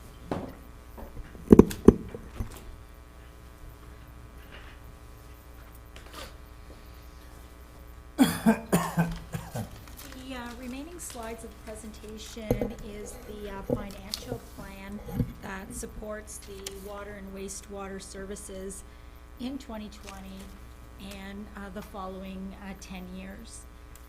So Mr. DeWitt, Mr. Fothrop, and Mr. Goodwin have presented the 2020 capital projects to you.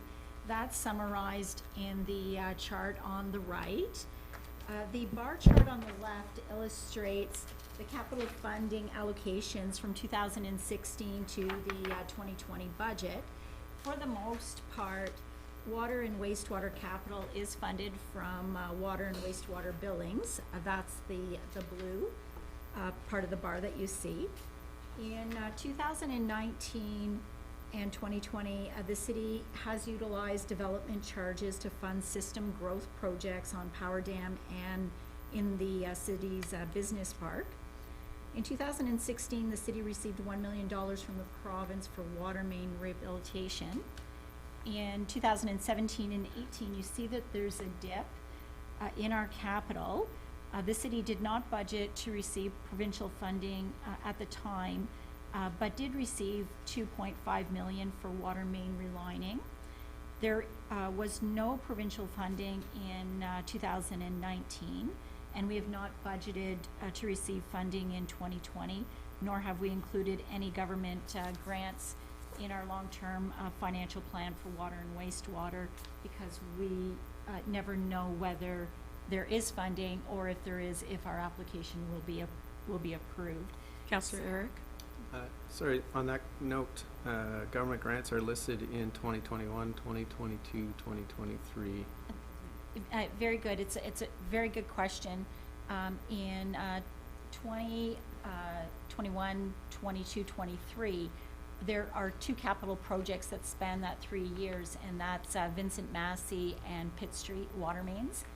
We've put them in the 10-year capital plan to ensure that we don't lose sight of them financially, but they will not go forward unless there's capital, unless there's provincial funding for that capital works. And so those are the two very big projects that Mr. Fothrop was speaking to. If there are senior levels of government that do provide funding opportunities in 2020, of course, staff will bring a report to council describing the funding program and where it best fits in in capital needs for the service. So this slide, you saw it last year. We really like this slide because it's a very good illustration about sustainable financial planning for water and wastewater services. It's from the Ontario Ministry of Environment, and it provides the building blocks to achieving financial sustainability. So what we do is we walk our operating and capital through these building blocks to see if we're meeting best practices in our financial planning. The three bottom blocks are an accounting view of cost for operating expenses, interest expenses, and amortization of capital assets. So the city is funding its operating and interest expenses, the two bottom boxes. The next block, amortization of tangible capital assets, is a non-cash accounting entry. So for us, it's important to include at least the amount of amortization in the capital plan to repair or replace depreciated value. So as our assets depreciate in value, what we hope to see is that we're at least contributing that amount in our current budget. The amortization in 2018 was just over $4.1 million.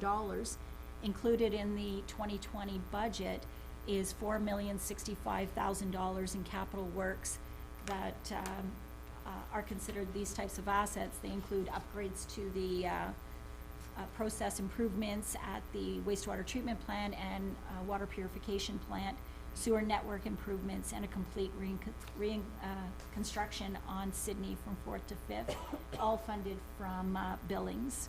So we're short of this target, but only short by $79,000. The next green box, funding for debt principal repayments. The city is funding its debt payments through wastewater billings. Currently, the city has no long-term debt related to its water service, though it intends to borrow in 2022 once the York Street reconstruction from 7th to 9th Street is completed. The next green box, funding for system enhancements, included in the 2020 budget is the remaining funds required to separate sewers on Water Street and on Alice Street. Both projects are funded from wastewater billings. The next green box is for system growth.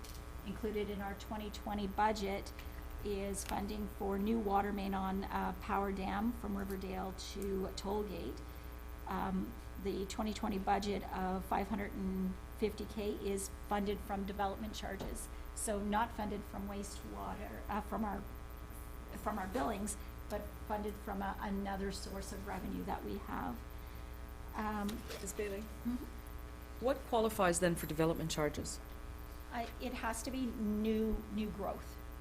So if it's new growth, it means that there's a benefit to new residents, et cetera, new development, and therefore it qualifies for development, to be funded from development charges. So this is the maximum that we're going to be using from development charges this year? For our that's water and wastewater. It's the only project that Qualifies. Exactly. Thank you. Our next box, inflationary. The city is not funding for inflationary costs through its 10-year capital plan. This is not uncommon, though a constant budget means less capital is completed.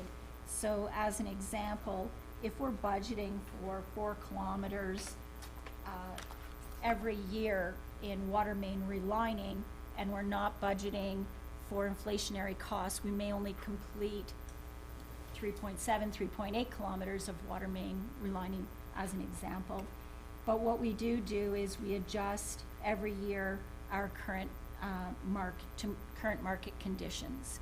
So if we do see an increase in construction costs, our current year budget has taken that into consideration, and it's applied to the next 10 years.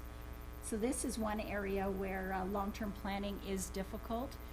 Normally we see a construction index of about 5.2%. It is higher than CPI, but in the last few years or couple of years, it's been probably 15% in our area in Eastern Ontario. The box at the top is funding for historic underinvestment. And as we discussed, the city continues to work at its plan to address its current backlog in water main rehabilitation by targeting 50% of the $41 million backlog, now at 37.5 over a 10-year period.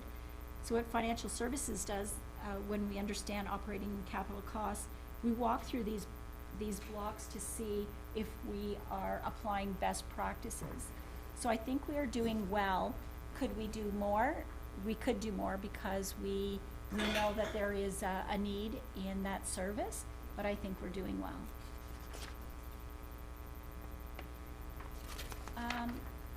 Long-term debt and reserves. The chart at the top of the page illustrates long-term debt based on the city's long-term capital borrowing plan. Long-term debt is related to wastewater initiatives. That's the red bars. Currently, the water service does not have any long-term debt, but will need to borrow in 2021 to support larger capital projects. Current loans total $15.1 million. Most of that is related to the wastewater treatment plant, secondary, at $10.1 million. And then, of course, our flood reduction capital works, about $5 million. We do have approved borrowing of $3.9 million that includes flood reduction and $1.4 million for York Street that we haven't borrowed yet for, but once those capital jobs are complete, we will. The city will also take on debt for its portion of the Brookdale North Sewer Extension Project, estimated at $2.7 million. And in the 2020 budget, the city will borrow for the next phase of York Street at $1.6 million. And that will be the 800K for wastewater, and then you'll see our water start, 800K for the water service. As illustrated from the year 23 through 2029 for wastewater, the city will move from borrowing to funding capital from user rates and reserve as it begins its life cycle costing. That's where you see the city's long-term debt start to decrease. Long-term debt for water will see an increase for municipal share of the Pitt Street and Vincent Massey Drive projects around or planned for 2021-23 pending senior level funding. Councillor Glenn? Potential water meters, would that fit into this chart? It isn't included yet. It would, pending how the outcome of the study and council's direction, then we would update these charts for water meters. But technically, yes, if we need to borrow for that, we would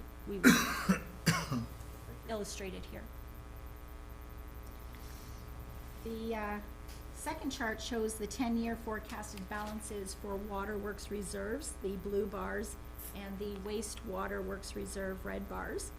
The city's reserve and reserve fund policy approved by council in 2014 has targeted balances for each reserve, excuse me, at 10% of operating, a flat $2 million, and a flat $1 million rate stabilization. Though the long-term financial plan recommends the city shift capital funding from debt financing to reserve funding, so we will need to update our reserve and reserve fund policy to be consistent with asset management planning as we move forward. I should note that based on how we, and it may be coming up, but I'll say it, indicate it now because I'm not sure if I did write it down. The reserve, based on our long-term financial plan, we have had to utilize reserves for our service. So we won't be meeting our targeted reserve balances in 2027 based on the long-term financial plan, but we will meet those targeted balances by 2029. This slide presents the operating capital financial summary for water and wastewater, including a projection for 2021, 22, and 23 based on key assumptions. I can go through each one of them. Basically, the increase from 2019 for operating is 2.72% or $331,000. Most of that increase came from salaries and benefits of just under $180,000, and that's the asset management position that was added in 2019, is now in the 2020 budget for a full year, and of course for contractual and cost of living increases. Councillor Eric? Is there a reason why that, thank you, sorry. Is there a reason why that role is strictly in this budget and not maybe 50-50 in the public works or another department? So we have an asset management position for water and wastewater, and we have an asset management position in infrastructure planning. The reason for that is when we take a look at capital assets for water and wastewater, it makes up half of the city's $1.3 billion in assets. Like, there is a lot of value in the assets in water and wastewater, so we do have or will have to asset management positions. Can you explain maybe the role, how it helps the city maybe save money or helps us kind of come together a little bit in terms of these numbers? What's the main benefit of adding this role? So I should also expand the role for the asset management in the taxation budget is also for the city buildings, et cetera. And so I may look to Mr. DeWitt or Michael or Carl, but what I feel is asset management planning and the value of those assets, what that position will help us do is understand what we have to start with the service level of that asset.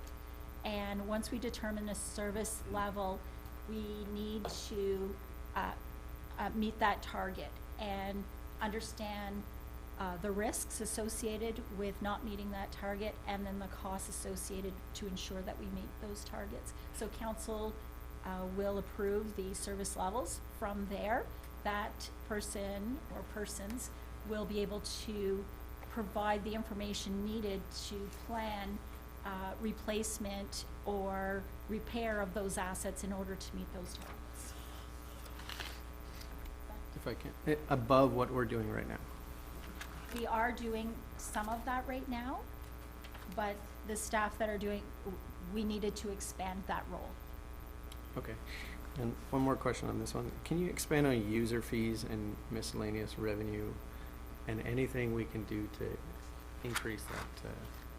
So user fees and miscellaneous revenue, it's about 260,000. And I might leave that to our fellows here. We have general sales and rents, about $110,000. Is that the sale of water for the most part?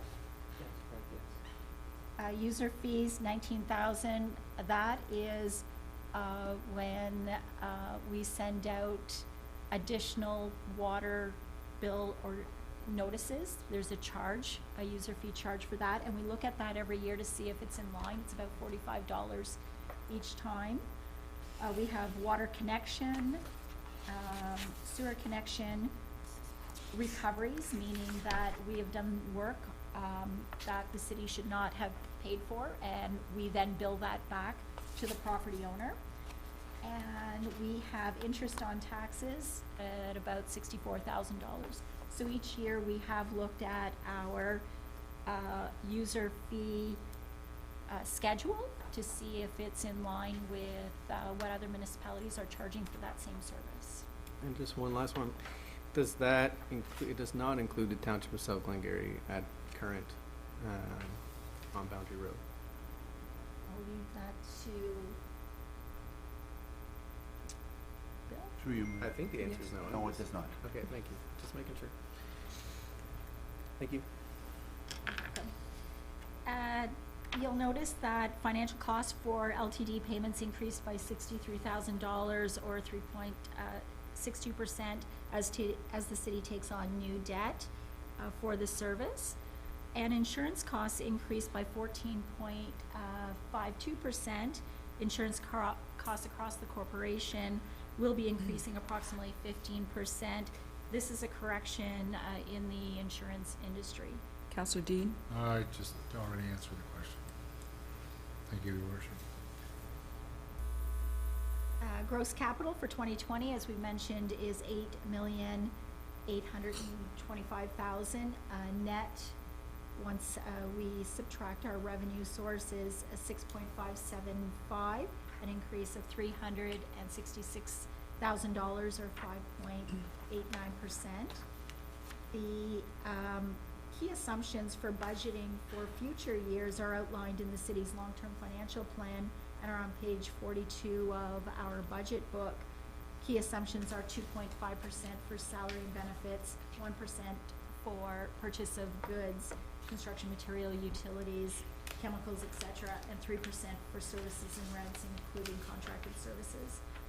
The financial plan for capital is based on the 10-year capital plan, plus the Vincent Massey and Pitt Streets if funding opportunities present itself. overall, the plan for 2020 is an increase of 697,000, 3.79%. When we presented the 2019 budget to council, it was estimated that the 2020 budget would increase by 3.84.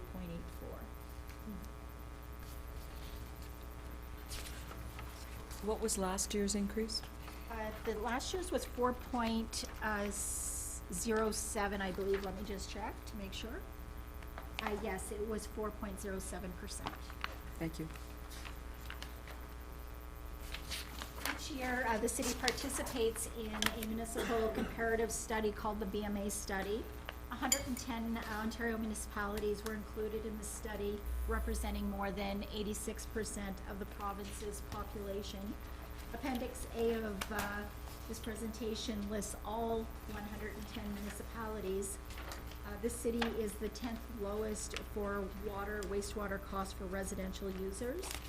The blue bar indicates that with an increase of 3.97%, the city would still be considered low in the cost rating compared to other municipalities. Councillor Dean? This sounds like a strange question. Why are we lower than everybody else? Like, what is it we're doing that allows us to be lower? It is a good question, but a very complicated one. And because though every municipality provides the service, every municipality finds itself in a different position when it's looking at its capital and operations. What things have they put in place? What things have we put in place? Are they a newer municipality or an older municipality? So though we're providing the same service, Right, I mean, we're technically all water is in water, right? exactly. So what this tells us is that for what our needs are right now, there is a requirement of about $790, I guess, per year on an average for a residential property to support the service that we're providing, the service level that we're providing.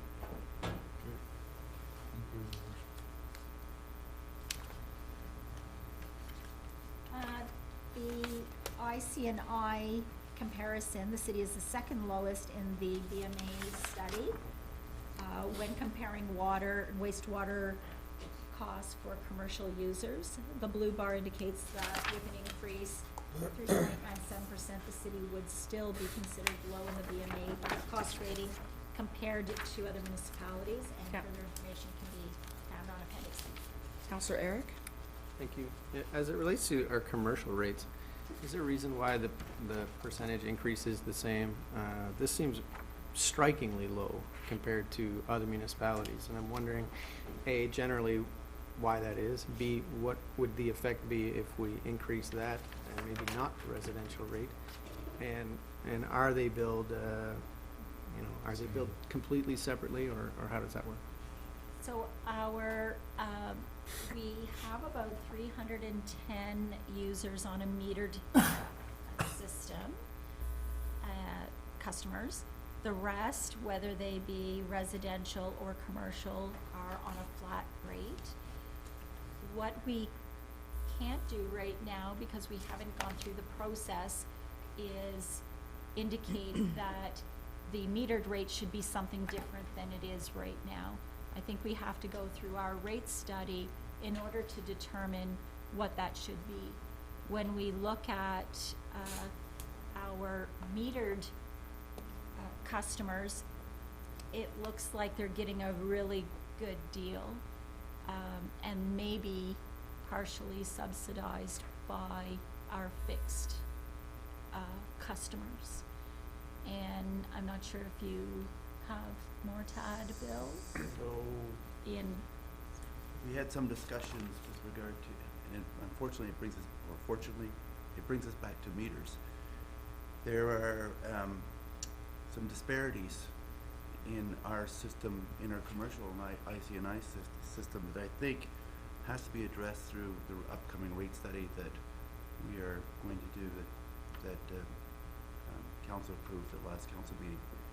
So, hopefully we can, even out or level out those disparities, whether they be metered or fixed at this point in time anyways. But, I mean, the crux of the question is, meters aside, there's 310 residential places with meters? Sorry, through Madam Mayor, there's actually 310 IC&I Right. people that are being, or establishments that are being charged a metered rate.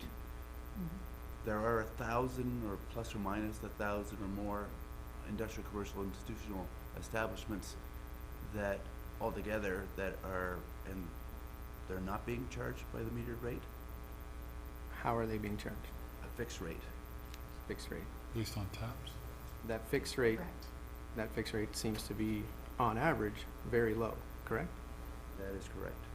So my original question was, can we not increase that amount and not the residential one? Or you're saying that's where One of it's the a little things- tricky?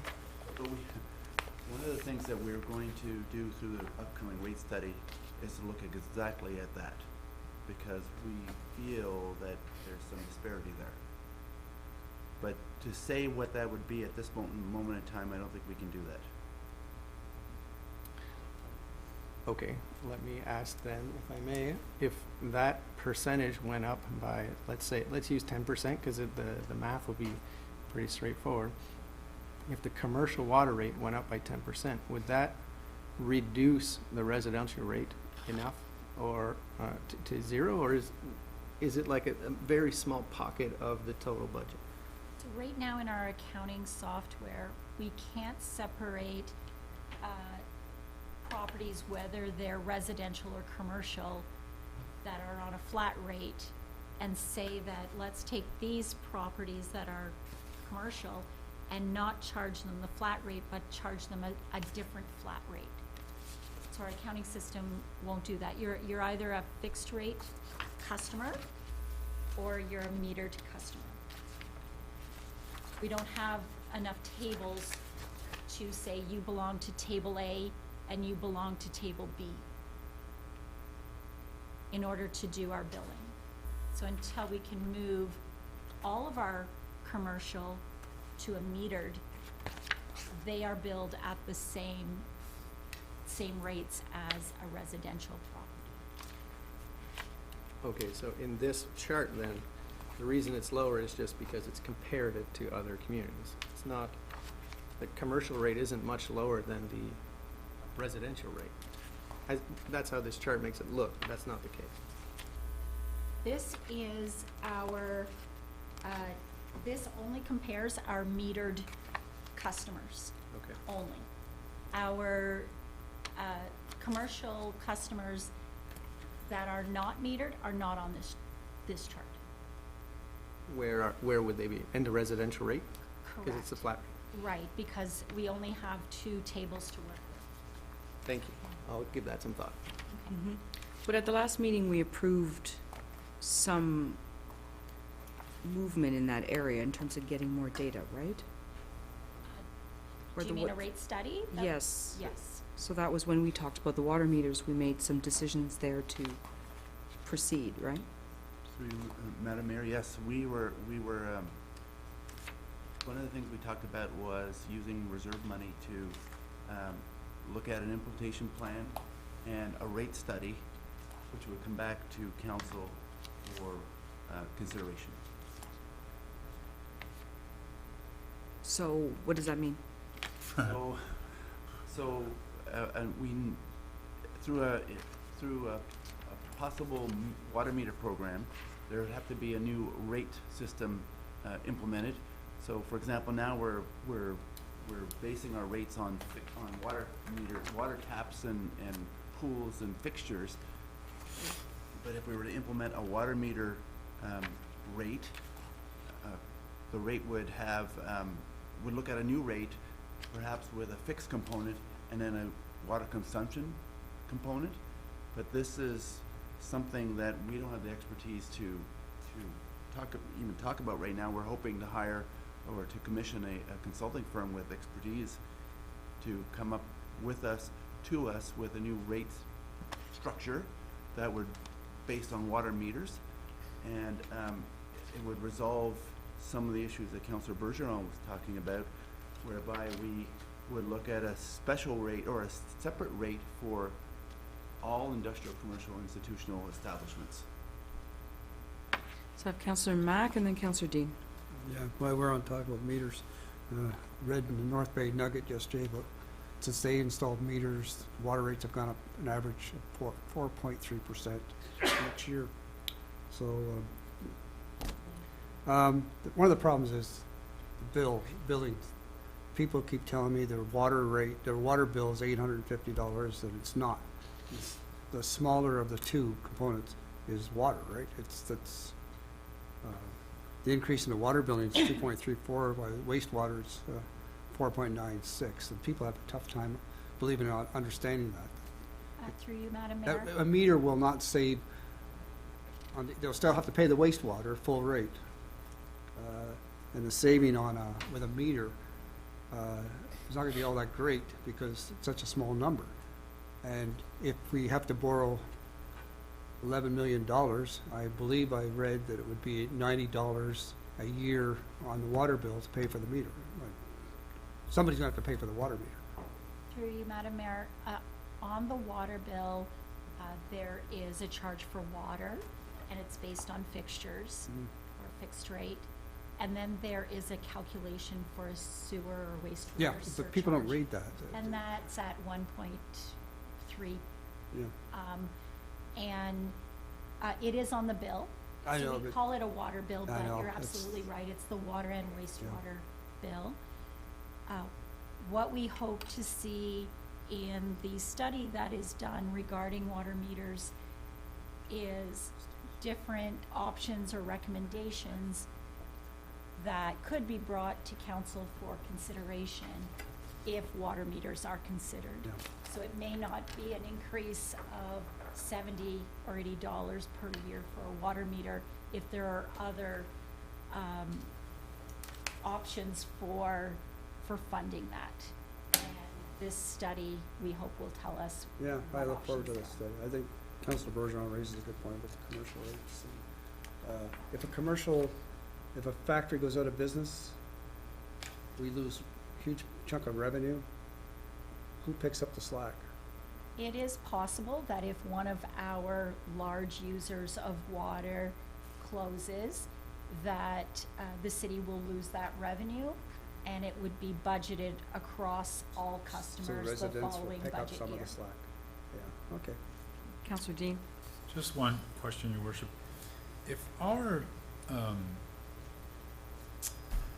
software doesn't allow us to do some things, have you considered purchasing new software?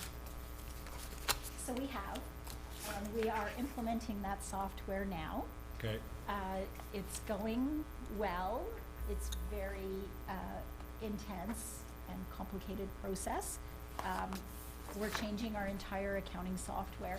Right now, we have a water taxation accounting software. We have a city accounting software, and soon we'll have one software that has everything. So it's an Interface efficiency. both. And there will also be a customer portal where you can pick up your water bill, your tax bill, et cetera. So that's coming, and we should hear in the spring, or introduce it in the spring to the citizens. And right now, though, when we spoke with the implementation team at Diamond, we had to set up a system to bill on a fixed system, because no other municipality does it. But they did have the necessary tables in the software to do it, so it's not like we had to create something outside of our accounting system to do it, so it's very good. But yes, it is coming. Okay, one other question, which is slightly, are we the only municipality that bills the way we do? That counts taps and says, here's your bill? For a municipality our size, yes. Thank you, Your Worship. Yep, we talked about that at our last council meeting. in summary, the 2020 budget has been prepared with an overall increase of 3.79% to the utility bill. The water billings represent 2.34% increase, or $190,000. Wastewater billings represent 4.96% increase, or just over $506,000. Net operating increase of $331,000, or 2.72%, and a net capital increase of $366,000, or 5.89%. And that is our presentation this evening. For council.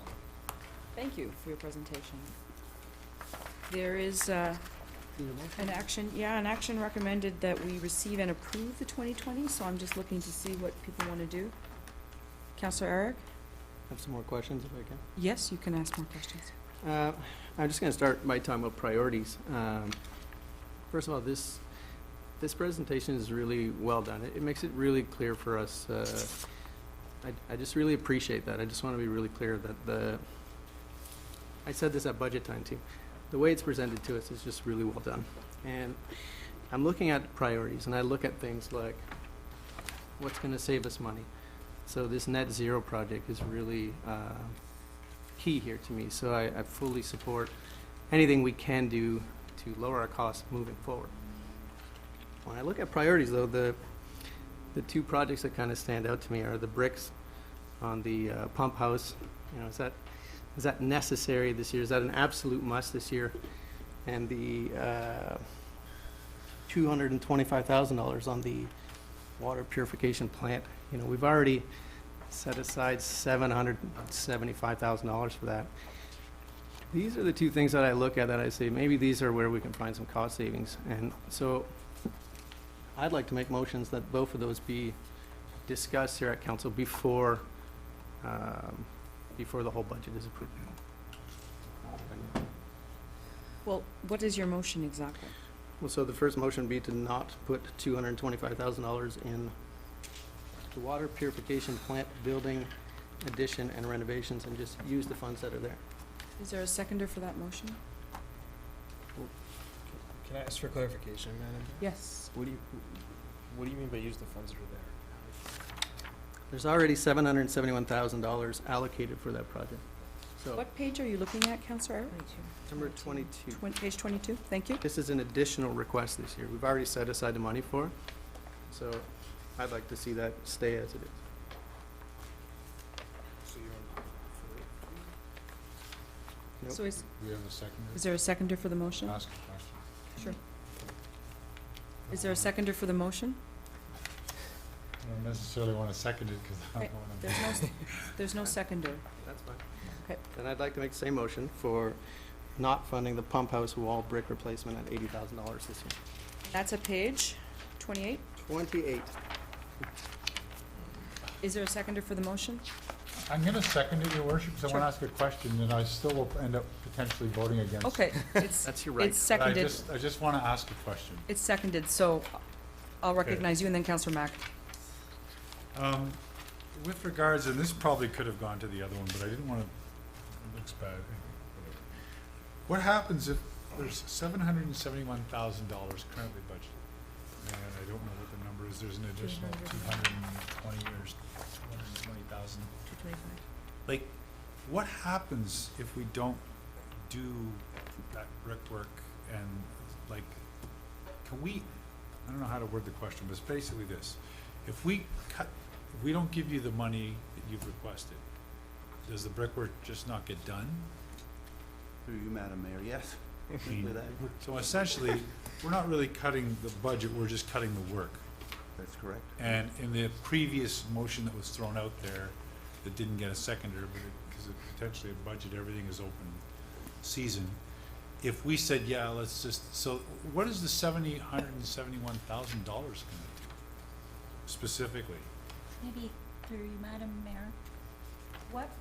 For the larger projects, what we do is we set money aside to make it easier to complete a budget in year 2, 3, or 4. and not have a spike of $1 million in 1 year and take that onto the user rates. And so I am not sure how much of this project can go forward with the funds that are there, but the project costs $1 million. So that would mean, like the brickwork, we would defer it until we had enough money to do it. By deferring it, of course, there could be the asset itself concerns with, and the pricing in future years is normally more than it is in current year Right. because of cost of living. So maybe just those 2 points. So in essence, what am I getting for the 771 if it is currently, like what are all the projects, and I'm trying to find it, and I know you. 22. Page 22. 22. I'm allowing the question even Right. though we're not on that motion.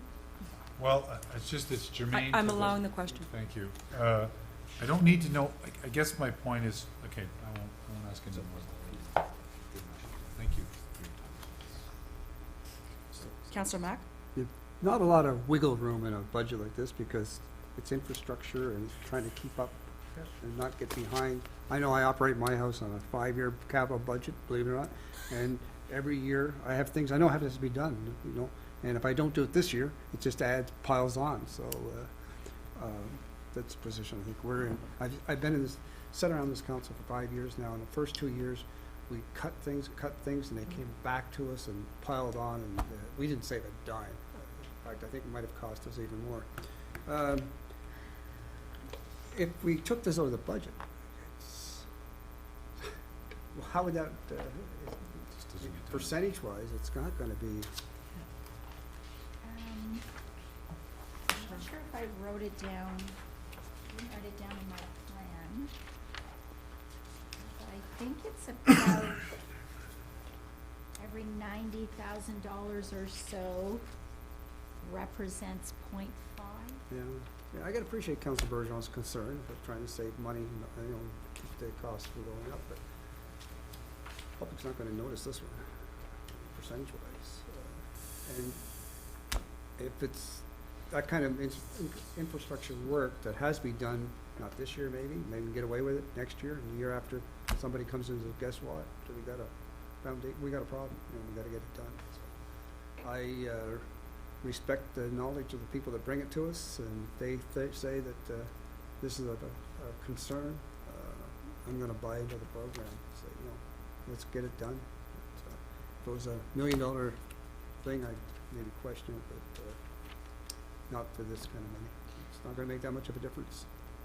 Councillor And it has Justin, to be done, it's not pie in the sky. Councillor Justin, and then Councillor Lane. Thank you, Madam Mayor.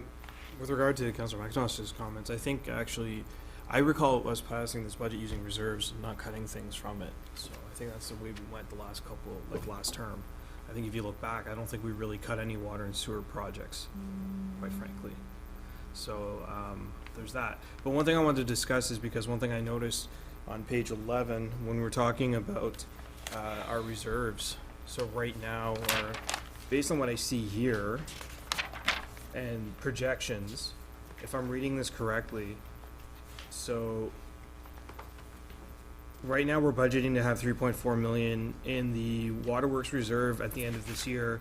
But right now, and even with the subtractions from this budget, we're going to be sitting at 4.5 million, which is 1 million over the targeted amount. And similarly with the wastewater reserve, we're budgeting to have 3.2 million by the end of the year. But again, even with the subtractions in for this year, we're going to have 3.5 million, which gives us a $279,000, almost $280,000 surplus in that budget, in that reserve. So we're sitting at 1.2 million above our reserve targets in our reserves. Now I know we carry some projects forward, but this always seems to be an issue with this budget where there seems to be a surplus in the reserves, which can be used for budgeting. I mean, maybe in regards to the brickwork, I would put forward a motion to take the 80,000 out of reserves instead of not doing it, because I think the brickwork needs to be done. I'm concerned about the shell of a building. It does concern me. I don't want to see walls falling apart, quite frankly. But I think an $80,000 hit to a reserve that has $1 million surplus in it. In fact, it's $1,069,866. So it's almost at 80,000 on top of the million. So it would just dip below $1 million, but. So I'll recognize Madam CEO first. Thank you, Madam Mayor, and I've just asked the gentleman to put the reserve slide up. So Tracy, can you maybe explain to council how we're going to transition to use reserves more so in the future for capital requirements, and what the long-term financial plan predicts that we should have in our reserves? Yes, thank you through you, Madam Mayor. Councillor Towndale is correct. Currently, our reserves are above our target balance. That won't be the case as we move through the next few years of our capital plan, because we will be dipping into reserves in order to fund our capital plan. And our capital plan is contributing in future years, past this downward trend. In future years, we'll be contributing to the reserve in order to match our life cycle asset retirement with our reserve contribution. So in the next couple of years, we will dip below, because we'll be taking money from the reserves. We'll need it for capital projects, and then we'll start contributing to the reserve again, so that in years when we do have larger capital projects, such as we're seeing in 21 and 22 with Pitt Street and Vincent Massey, that we're not going to have to borrow for it, that we could actually go to our reserves and fund those larger projects. So that's what those reserves will be there for. Councillor Justin? Thank you. Can I ask a follow-up to that then? So if we're not going to finance it, we're going to borrow from reserves, but we'd have to pay it back eventually, right? We'd have to start paying it back immediately. Right, so the idea would be, much like our terminology is, that we'll pay back our working reserves. As the capital asset, as the asset depreciates, we'll be contributing to that reserve, so that the customers that are using that asset are paying for that asset by contributing monies to reserves, so that future customers will have that asset funded from the reserve, and then pay for it over the life that they're using that asset. Thank you. It's a fair question about reserves. It's good to have, it's good to have a plan so that council understands where we're going. So I understand, I understand the concern and the need for more detail around what's the plan. I have Councillor Elaine and then Councillor Todd. Well, with regard to the specific motion that we not repair the pump house brick wall this year, it's going to be cheaper this year than next year, cheaper next year than the year after. So I don't see any point in delaying it, because I don't think our staff would have brought this project to us if it were an optional project. So it's now when it's X dollars, or someday when it's X plus more dollars. So I suggest that we should spend it now. And besides, we're trying to get out of this trap of we're spending money on clearing up a backlog over and above our cost per year. We have to pay so much to bring down the backlog. And to my mind, this is another way of contributing to that backlog under the guise of saving money. No. Councillor Todd and then Councillor Glenn. Thank you, Madam Mayor, through you. I can certainly appreciate what Councillor Bergeron is doing here. I also made a note about your first motion about maybe this could go, but something that was said not that long ago, a few minutes ago, that really just changed my mind about wanting to bring it up, was that construction costs are up 15% over the last couple of years. And so I'm thinking, if I'm looking at these two things put together, if we put this off just 1 year, it's $47,500 more to do those two projects. And if we put it off 2 years, we're $95,000 more. So I don't think, now that I've heard the construction cost increases, I would be against putting these off now, just because the cost going forward is just too high, I think. So I won't support the motion. Councillor Glenn and then Councillor maybe Carrie-Lynn. No? No. Then Counselor Sid. Counselor Glenn. Mayor, in my working life, I was in charge of a maintenance crew that did exactly this type of work. Part of the crew did it. Once brick starts deteriorating, it deteriorates quickly. And this is an asset. We have an asset management plan. And if this doesn't qualify, I don't know what does. It's a mess. It needs to be repaired and replaced. And, there may be other areas that I'd be prepared to look at, but not this. Counselor Sid. I agree with Councillor Grant. I had it in my note here, and it's been identified by administration to get it done. And the longer we wait, the more deterioration, the more cost it will be down the road, so I won't support the motion. Counselor Dean. I'm I was good. allowing the question, you know. Pardon me? I was allowing the question, so you can ask it. No, that's fine. Good, I already figured out what I need to know. Got it. Is everybody ready to vote? All in favor of the motion? Against? I had to think about that for a second. Is there another motion? Counselor Caroline? I'd move the staff administration's recommendations to approve the 3.7 9, To approve thank the you. 2020 water and Yeah, wastewater budget? yeah, And whatever is there a it's- seconder? Counselor Bennett? Any more discussion? All in favor? Against? Carried.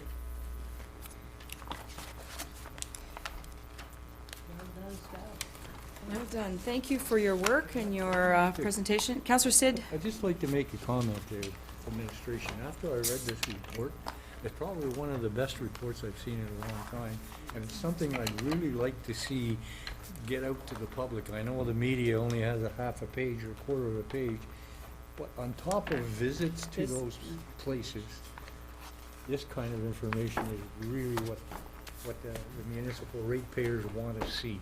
So, great report, fantastic, thank you. Thank you, Counselor Sid. Counselor Elaine? And something I'd like to see, because I really appreciated the tour of the wastewater treatment plant when it was in its earlier stages of construction.